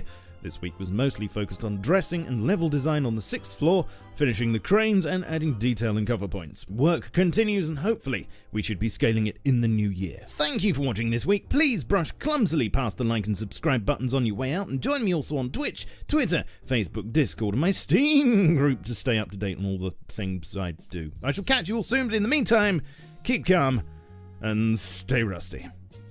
Cheerio! All right, there's an update from our friend Shadowfrax. Snow Machine Brian. I think that's kind of an interesting little mechanic.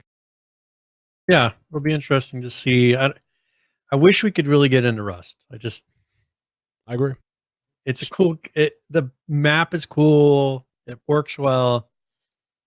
All those things they add, I feel like we'll never experience in our lives. No, we got to persevere. I don't know. We tried a couple times now. We haven't hasn't worked. We haven't given it a try we haven't given it the good Chalk old college says Rust try. is fun with a good group, and I think the problem is we have too much of a mix of casuals and then people who really enjoy PvP to where half of our group is unhappy at all times. Yeah, because I don't want a PvP like that. I don't find that fun at all. Yeah, and so we can't get that mix. So, but I think we would enjoy it if we found a group of people kind of mixed in with them, and the people who enjoyed that could stay and play it. Like I think you would, but you have to have a group of existing people because we run in there and we just get killed, and then half the group gets frustrated, and it's like I don't want to play this anymore. So yes, hopefully someday we will make it. Maybe when they do some huge release, we'll go check it out again. Yeah, definitely. So that's Rust. That's their Christmas update. Who else has got a Christmas update? Is the ROE update Christmas? There are, yes. So ROE, Fortnite, they both have some sort of a Christmas type of update for it. So ROE, there's actually a video if you want to do that. This is a hint to the new game mode that they're doing, kind of in the Christmas theme. The night has come. We know exactly what's about to happen. And we must keep moving. This is a brutal battle for survival.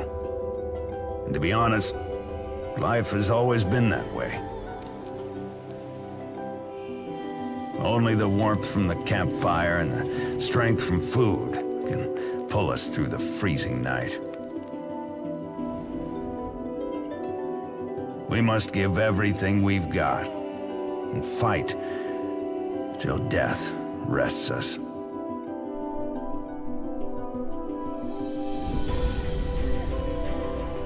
Finally, we gathered around the fire.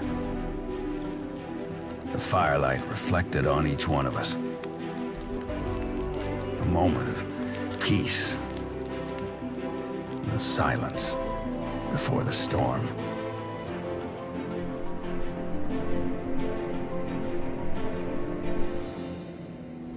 Another dawn rises.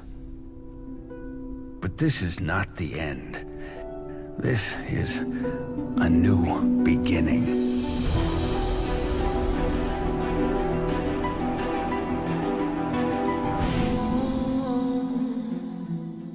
All right. Some new stuff from ROE, which is still hanging out there, made by Tencent, who we've talked a lot about over the past year or so. We spent a lot of time talking about Tencent and their involvement with Epic Games and literally like every other game studio. Yeah. I mean, if they put out a game that is stable, it's definitely, you could tell it's from Asia. I mean, as far as the style of the game and probably even the writing in that that video they did. But hey, it is a smooth game as far as a BR for free to play BR. It works very well. So, and I think they've been doing a lot of improvements to it, which I don't know. It is kind of a competition to PUBG, but I don't know if they're really trying to take PUBG out. I think feels like it's just a more possible cartoony version of PUBG. They have a little bit more flexibility. they have the different unique abilities that you have in there. I think that it's like a PUBG without the restraints of we have to make this like Arma. Yeah, So, yeah, I would agree with that. so So that's ROE. They now Fortnite is doing something very interesting, Brian. They're doing what they're calling 14 days of Fortnite, and starting tomorrow, if you're listening to this live, if you're listening to this on Wednesday, today, the 19th, at 9 a.m. for the next 14 days, they're going to be doing revolving modes. So large team modes will switch every 2 days, and small team modes will rotate every 24 hours. So this is going to be a mixture of new team mode varieties and old ones. So every day for so there'll be 7 large team mode game plays that are in there, game variants that are in there, and 14 small team variants that are in there over the next 14 days. So this is interesting. PUBG needs to do something like this. They have done so many of these special events that nobody has gotten a chance. Not nobody. Lots of people haven't gotten a chance to play because they do it for 2 days with no notice, and then they just never come back. It's like, okay, well, what's the point? You did it for a couple of people to test it, right? They did find some that didn't work well. People complained and said, "Hey, this is not fun." But the ones that people said were successful, like, start doing something with them. Like here, I'm sure this is a good opportunity for them to get a lot of people to try these out quickly. They'll find out which ones work well, which ones maybe not. And then I'm sure they'll start working these into regular, they'll put them on the regular playlist, if you want to call it a playlist. Yeah. So but that's the thing is Ducky RB, he says some only lasted a few hours, and that's the problem we ran into. If you don't happen to be on, time zone maybe isn't good, you couldn't play the ones on PUBG. It just didn't work out. So I played very few of those special game modes. Oh yeah, I touched a couple of them, but this is a really cool idea because the work's already done. Again, call me an ass kisser of Epic, whatever you. This is the stuff. This is why they're beating everybody else. They've already done all of the work. These modes are done. They are literally sitting in the code. And now they're going to have people logging in to just see what the modes are at 9 a.m. or every day log in. What mode is it? What mode is it? What mode is it? Yep. I'll probably log in. I'll probably reinstall Fortnite to log in and see what some of these modes are. Because I'm curious. It's a mystery. And they don't even know. They say, let us know which ones you want to see. Tweet us. Let us know on social media what modes you want to see. Add it to a playlist. And Genius. Go out there. Genius, genius, genius. Plus, it creates interaction. People are starting to say, "Oh, I want this one," and anything they can do to create interaction. Yep. So you're doing it right. So that's Fortnite. And there's seasonal rewards and all that other stuff. It starts on the 19th. So they put out a decent number of fixes as well. So we'll have a link to that in the show notes if you want to go check it out. But one thing that is unique about this one is they made it so ground vehicles now slide on icy surfaces. So kind of in the winter theme. So if you're on something, you hit ice, you actually will slide like it is ice. So, one thing also, eliminations from no scoping enemies with sniper rifles now shows up in the elimination feed. So it actually says that you no scope somebody. Ah, very nice. So that'll be for people that are like, "Oh, look what I just did." It'll be an extra little bragging rights thing. So that I can't wait for you to jump in there and start doing that, Brian. I look forward to it. Sorry. I don't know scope. I barely scope. Oh my, these games. So lame. Such an old man thing to say. Oh, I don't know scope. Nope. More like nope scope. Am I right? More like nope scope. All right. So let's. I think we should. The Long Dark put out a video that I thought was really interesting. They continue. So The Long Dark, pretty much released a while ago, but they continue to put out tons of content. Yeah. And this is the trailer for their Wintermute Redux. And they just put this out here, I think yesterday. They did this video. So go and play that, and then we'll talk a little bit about what they're doing. I've learned to hear the difference between something quiet and something abandoned. This goes deeper than just a stillness. It feels like the moments before the world goes to sleep. We're just the last ones left awake to notice it. I didn't come here to fight about the past. I need a pilot to take me somewhere remote. Someone who won't ask too many questions. Someone I can trust. Wait, questions? Astrid, are you in trouble? Are you gonna help me or not?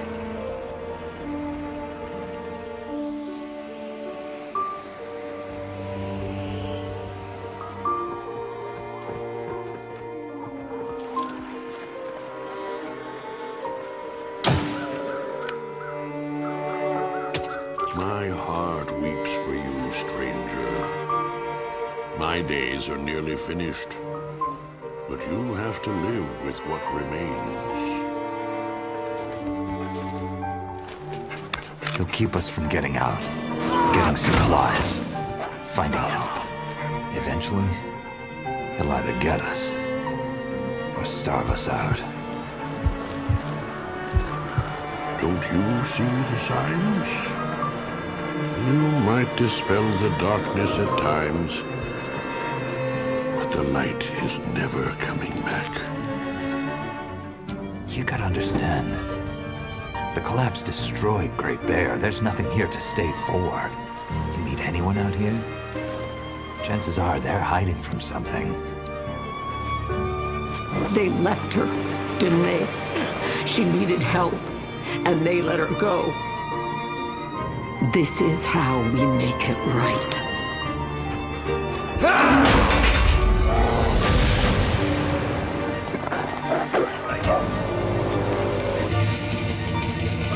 What I did, the choice I made, I did it for us.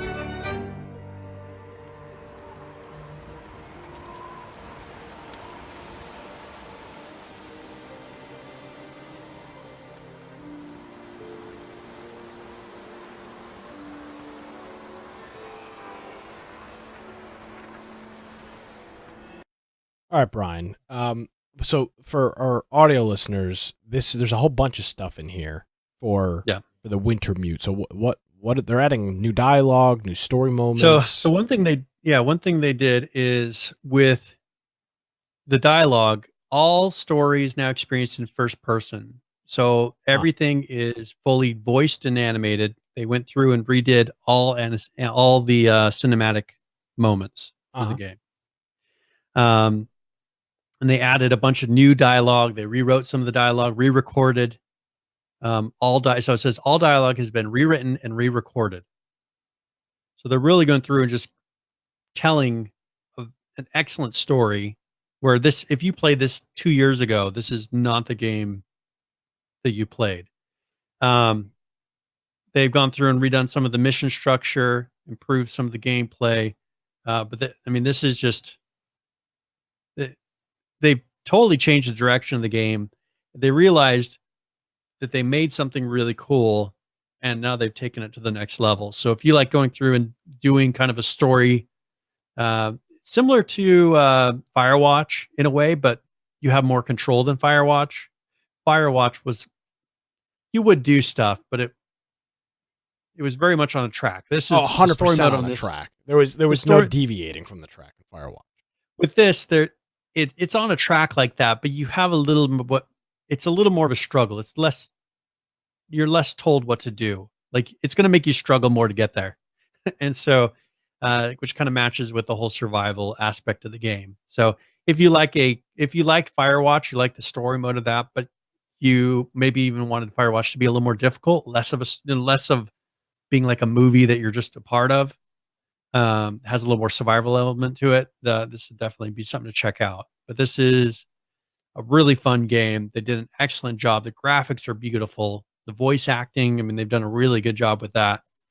And so this is episode 1 and 2 that they've overhauled. And they added some new skins, fixed a lot of things. It has a survival mode if you just want to go through and do an actual hardcore survival. You can do that.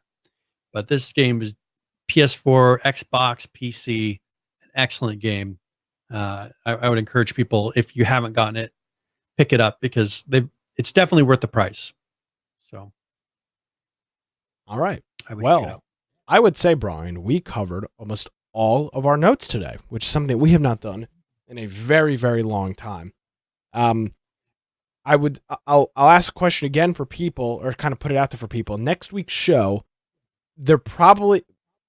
Atlas is going to come out and we'll play Miscreated 1.0. So we'll have stuff like that to talk about.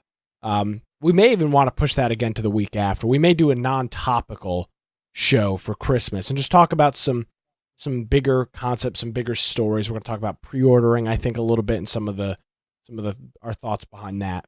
So if you've got any topics that you think are some larger topics that you want us to tackle, we might do some of that next week. Send us a tweet at InfectionCast. I know our friend Firebomb has sent us a couple of things that he just questions like, hey, what do you guys think of this? And it's a large general gaming topic. So we'll try to do that. And our friend Shocks in chat is saying cover Jaws of Extinction. I guess that's a Jaws of Extinction. I guess it's a game we need to add to our radar here. Yeah, it's in private alpha right now. Ooh. And so I think they'll be going to a public alpha here in a little bit. They did do a couple Kickstarters for it. So we've mentioned it in the past. But now that they're actually going to have something released, we'll have to put that on there. And this is kind of a PSA. If there is a game out, do not assume that we know about it. Please let us know if there's a new game out there. So many games that we talk about. There's so many games that are names that are floating around in our heads, and it frustrates people when we can't remember the name of a specific game, but there's just so many of them that we talk about. There's just no way to keep them all straight. So if there's a new game coming out or a game you know about, please do let us know about that. Current players? Actually, let me just mention one thing for anybody who's playing the Darwin Project. They do have a winter thing out right now. Okay. So make sure they're releasing their 1.18 today. So they should have an update out today on Steam and Xbox One. But they've added a new tile, new director power. Actually, a couple new director powers, 60 new cosmetic items. And I think that after that was just mainly fixes, but they did add some new things in there. So that's their 1.18. So make sure if you play that, it should be downloaded today on Xbox or Steam. Coolio. And other than that, I mean, Scum did do some update. I did do an update, but it was mostly fixes. I don't remember. I don't think there was any major content. It was just a hot fix that they put out. So, and then Unturned, they put out an update as well. So, they did do their Christmas thing. So, if you want to go in there, there'll be some Christmas lights and people wearing Santa hats in the game. Excellent. And then a bunch of fixes for that. So, I think that covers everything in our notes. I just got an email from our friends at Fallout that says, check out the new enhancements to Fallout 76. Play now. I have to read through this and see what kind of stuff they got in here. Everything's fixed. The camp has got a feature called bulldozing, which allows you to more easily build items when and where you want them. So that is, remember when we went over the notes of things that they were going to release like weeks away. So that's going to be that update. So this is it. Okay. Push to talk. So it has the bulldoze in there. This is crazy. Push to talk, Brian. We waited a long time for this feature. Well, it took them like 3 or 4 weeks to do that. Yeah. Some new resolution updates, and we'll have a full note, but I just got this email from Fallout. So okay. There you go. Lots of stuff, and we actually got to most of it, which is exciting. We don't normally get to do that. So that's good to hear. All right. Very good. I thought I had everything done, right? We were ready to go with the show. I now am realizing I don't have my current players music. I don't even know what it's called. It's on my tablet that I normally use. I don't have any of that with me. So I don't have any music. I don't have any. So, Brian, maybe you just give me like a dun, dun, dun, like a little little background beat. All right, here's who's playing H1Z1. Their battle royale mode, that is 198. Steam, I think, is doing their update right now, so these current numbers are a little screwy. But 198 currently. Let's look at the 24-hour peak though. 2,349 with a 7-day peak of 3,396. Ark Survival Evolved currently playing 30,229. The 24-hour peak 46,132 with a 7-day peak of 62,547. Heading on over to... It'll be interesting. Sorry, it'll be really interesting to see how Atlas affects these numbers, if it affects it at all. I don't know. We'll have to do We'll compare that a little bit. A comparison next week. Let's jump to Miscreated real quick here. The 1.0 out today.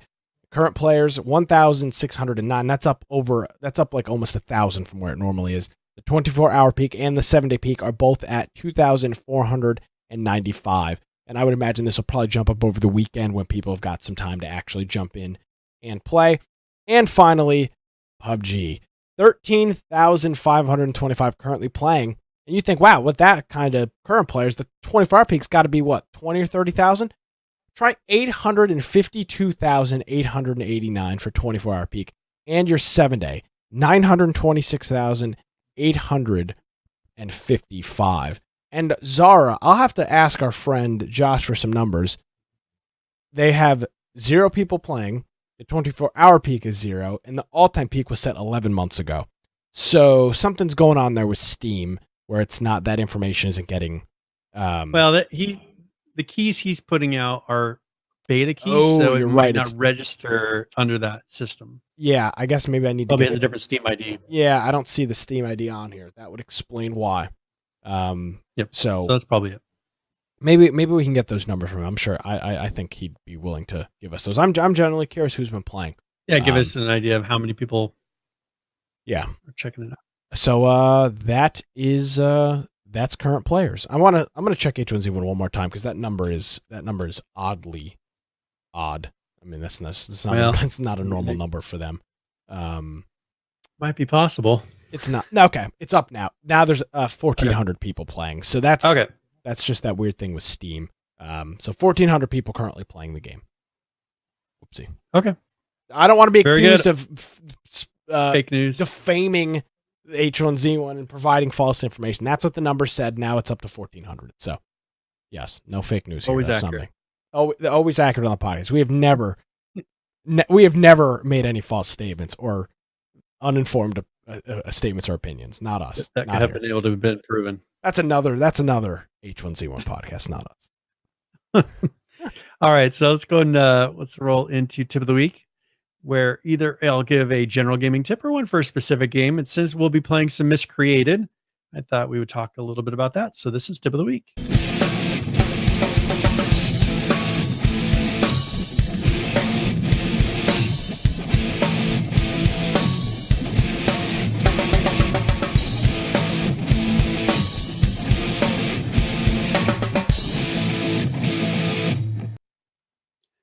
All right, so maybe you haven't played Miscreated for a while, so I thought I would just kind of give you some helpful hints as you jump back into 1.0. One thing to keep an eye out for, make sure you loot all the cars that you run across, especially the police cars. Police cars, SUVs, you'll see the SUVs with their doors open. Usually those will have guns, melee weapons, ammo, and so make sure you check all of those. Also, if you find any military tents or barracks, make sure you go there because you'll have a little bit better than average loot in there. Maybe things with more of a weapon or military style. And also there's military checkpoints. Now those are on the north side of the map. So the top half of the map, you'll find military checkpoints spread throughout there. Make sure that you check all of those out because they will have some pretty decent loot. Now, of course, there's going to be new stuff in this map, like Nick is showing on the screen right now. There's that plane. There's a whole bunch of stuff, new stuff with the city. There will be additional things that you'll be able to check out and find more. They've seemed to have added quite a bit to the map, so I'm excited to see that. Also, one thing regardless of whatever weapon you have, you need to remember that whatever you get a headshot with, that will always cause death. So even if you have a 22, we'll have to see how that works with the bows, since that is a new mechanic. We'll have to test that out. But with any of the guns, at least, regardless of the caliber, that will cause an instant death for somebody if you get a headshot. So hit them with whatever you can. And that is tip of the week, and we'll see you guys on Friday. Oh yeah, looking forward to it. I was looking forward to 7 Days to Die more, but this is a very close second to games that I've really been waiting to like even our friend Gadlaw in chat is saying this looks way nicer than the gray dark mess that I saw earlier, which it was. It was a gray dark mess. There was no life to the game. The colors were very bland, and it looks. The like level design was good, but the thing is, there wasn't a lot of. I mean, the atmosphere, like even the weather, like they didn't have. It rained. Bright greens and the white, and it was. I think they've done a good job of giving it that variety. So, and really, and I'll be setting up a private server here in the next couple of days. So make sure you come and join us, and we'll keep it up as long as people are wanting to play it. So if you want to keep playing, we'll keep that server up, and you can come and check it out, see some of the content. I want to explore the city. That's one reason why I want a private server, because I want to feel like we can look and see all this cool new stuff they added, not die and then just that's the evening of it. So. Yes, so we're looking forward to that. If you've got a copy of Miscreated and you're looking to play, join us on Friday. We'll have a group going strong, 8:00 Eastern in our Discord, and there'll be a servers channel. The server will be private, but be not password protected if it allows us to do that correctly. So, and you may be able to just search in the server browser infection. I'm not really sure how that whole system works, but we'll find out. And if there's an issue, if something goes on, check our Twitter @InfectionCast. We'll update with anything on there. Very good. Make sure you join. One thing is, if you're going to want to run around with us, make sure you're in our Discord. For sure. And then we'll be jumping into a channel. So on our website, infectionpodcast.com, click the join our Discord server on the right, and that'll get you to where you can hang out and play with us. So, because that'll be a lot of fun. Yes. All right. Sir. We ready for this game giveaway? Yes. Let's do it. All right, so we'll close the raffle and do a draw. Do you think he'll want it? I would probably re-roll that one. All right, Ducky RB. Congratulations, Ducky RB. We'll give you a copy of 7 Days to Die, and hopefully, if you win one of these copies, you will come and play with us when we put up our private server. We had a private server. We played quite a bit. We played a lot. And I think once we do it again, I'll put up a really big map this time, because I assume they'll have that fixed by the time Alpha 17 is officially released. But we'll have a 16K, so it'll be 16K by 16K map, which is really big, if it'll let us. And it'll be a lot of exploring area, a lot of fun, because we had fun when we did it. We played for 12 hours straight. Yes, we did a 12-hour marathon. On what day did we do it? The day after Thanksgiving, I think, is when we did it. Yeah, that seems to be our day when we go crazy on stuff. We played for 12 hours straight, and then I think we played for another 8 hours or so straight on Saturday, and then various hour little blocks. I don't think here that can and compare to was that 11-hour tame that we had in Arc. Thanksgiving and Arc of 2015 was epic. That was a lot of fun. There was a lot of Domino's pizza involved with our friend Ross. It was a fun ordeal. That Carno, I believe, was like an 11-hour tame. That was insane. Yeah. I pray to Christ Atlas isn't like that. I don't have that kind of time anymore. Well, when I knocked it out, I didn't think that was going to be the result. I didn't think it was going to take 11 hours. Bro, it's like, oh, here, I got knocked out. Time to go hang out with my family for dinner. Carno out. This will be great. I got to go to dinner, guys. What a 11 mess. hours later. Hey, so shop definitely. Even if you can't get if you can't get to play with us till Friday afternoon, that'll totally work for Miscreated. We're not starting the server till Friday afternoon. That's the thing with that. Yeah, Friday, so it'll still be fresh. And we'll be running around getting materials to build a base and doing exploring. So you'll definitely be in a good spot anytime Friday afternoon to come and start playing Friday evening, and probably even Saturday. I'm sure we'll be playing it for a couple days. Absolutely. So join us for that.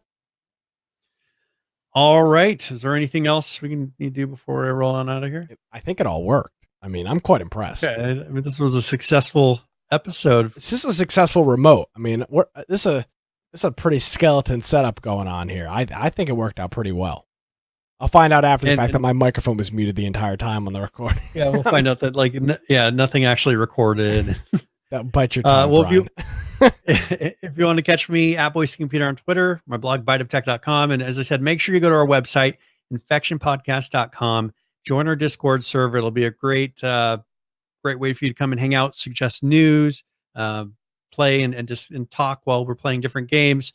Also, there's our Steam group. Get notifications before the live show starts. So we have our YouTube channel if you want to catch a video version of the podcast after the fact. Also, we have all the audio versions. If you find a platform that we're not listed on, make sure you let us know and we'll get listed on there, but we should be everywhere. And then catch us live on Twitch every Tuesday, except for this coming Tuesday because it's Christmas. Yes. And we'll likely, again, tentatively, we are doing the show Wednesday night around 7 o'clock Eastern. So that's our tentative plan. Things may change. If they do, Twitter and Discord are the place to find it, but definitely Twitter. We don't tweet a whole lot. We keep our Twitter pretty minimal on the stuff that goes on there. We retweet games and whatnot. So follow us on there and you can get all of our updates. Alrighty, Brian. I'm a little stressed out about this outro. I don't know how this is all going to work out. Thank you as always for doing all the show notes and getting all that stuff ready to go. And again, we are going to try to talk with the folks from Miscreated. They're just super busy and to say that they're not able to commit to a time is not because they can't commit to a time. It's because there's just too much going on. They're trying to figure it out. So hopefully in the next couple of weeks, we'll be able to chat with them and get some thoughts on how do you make a video game and how do you release your video game once you come up with the idea. I'm sure that'll be a good little chat there. Alrighty, Brian. Well, because I won't see you on the air until after Christmas. Merry Christmas to you, Brian. Even though we'll be celebrating after Christmas, which I don't think we've ever done that before. We've always done before Christmas, but we'll I'll say a Merry Christmas to you and to all a good night. Nice outro. All right, we're getting out of here. This is going down the hill real fast. All right, folks. Well, you can follow me on Twitter at Nicholas M. Craig and visit our website infectionpodcast.com. Thank you so much for joining us. Merry Christmas, everybody. We'll see you next time for another episode of Infection.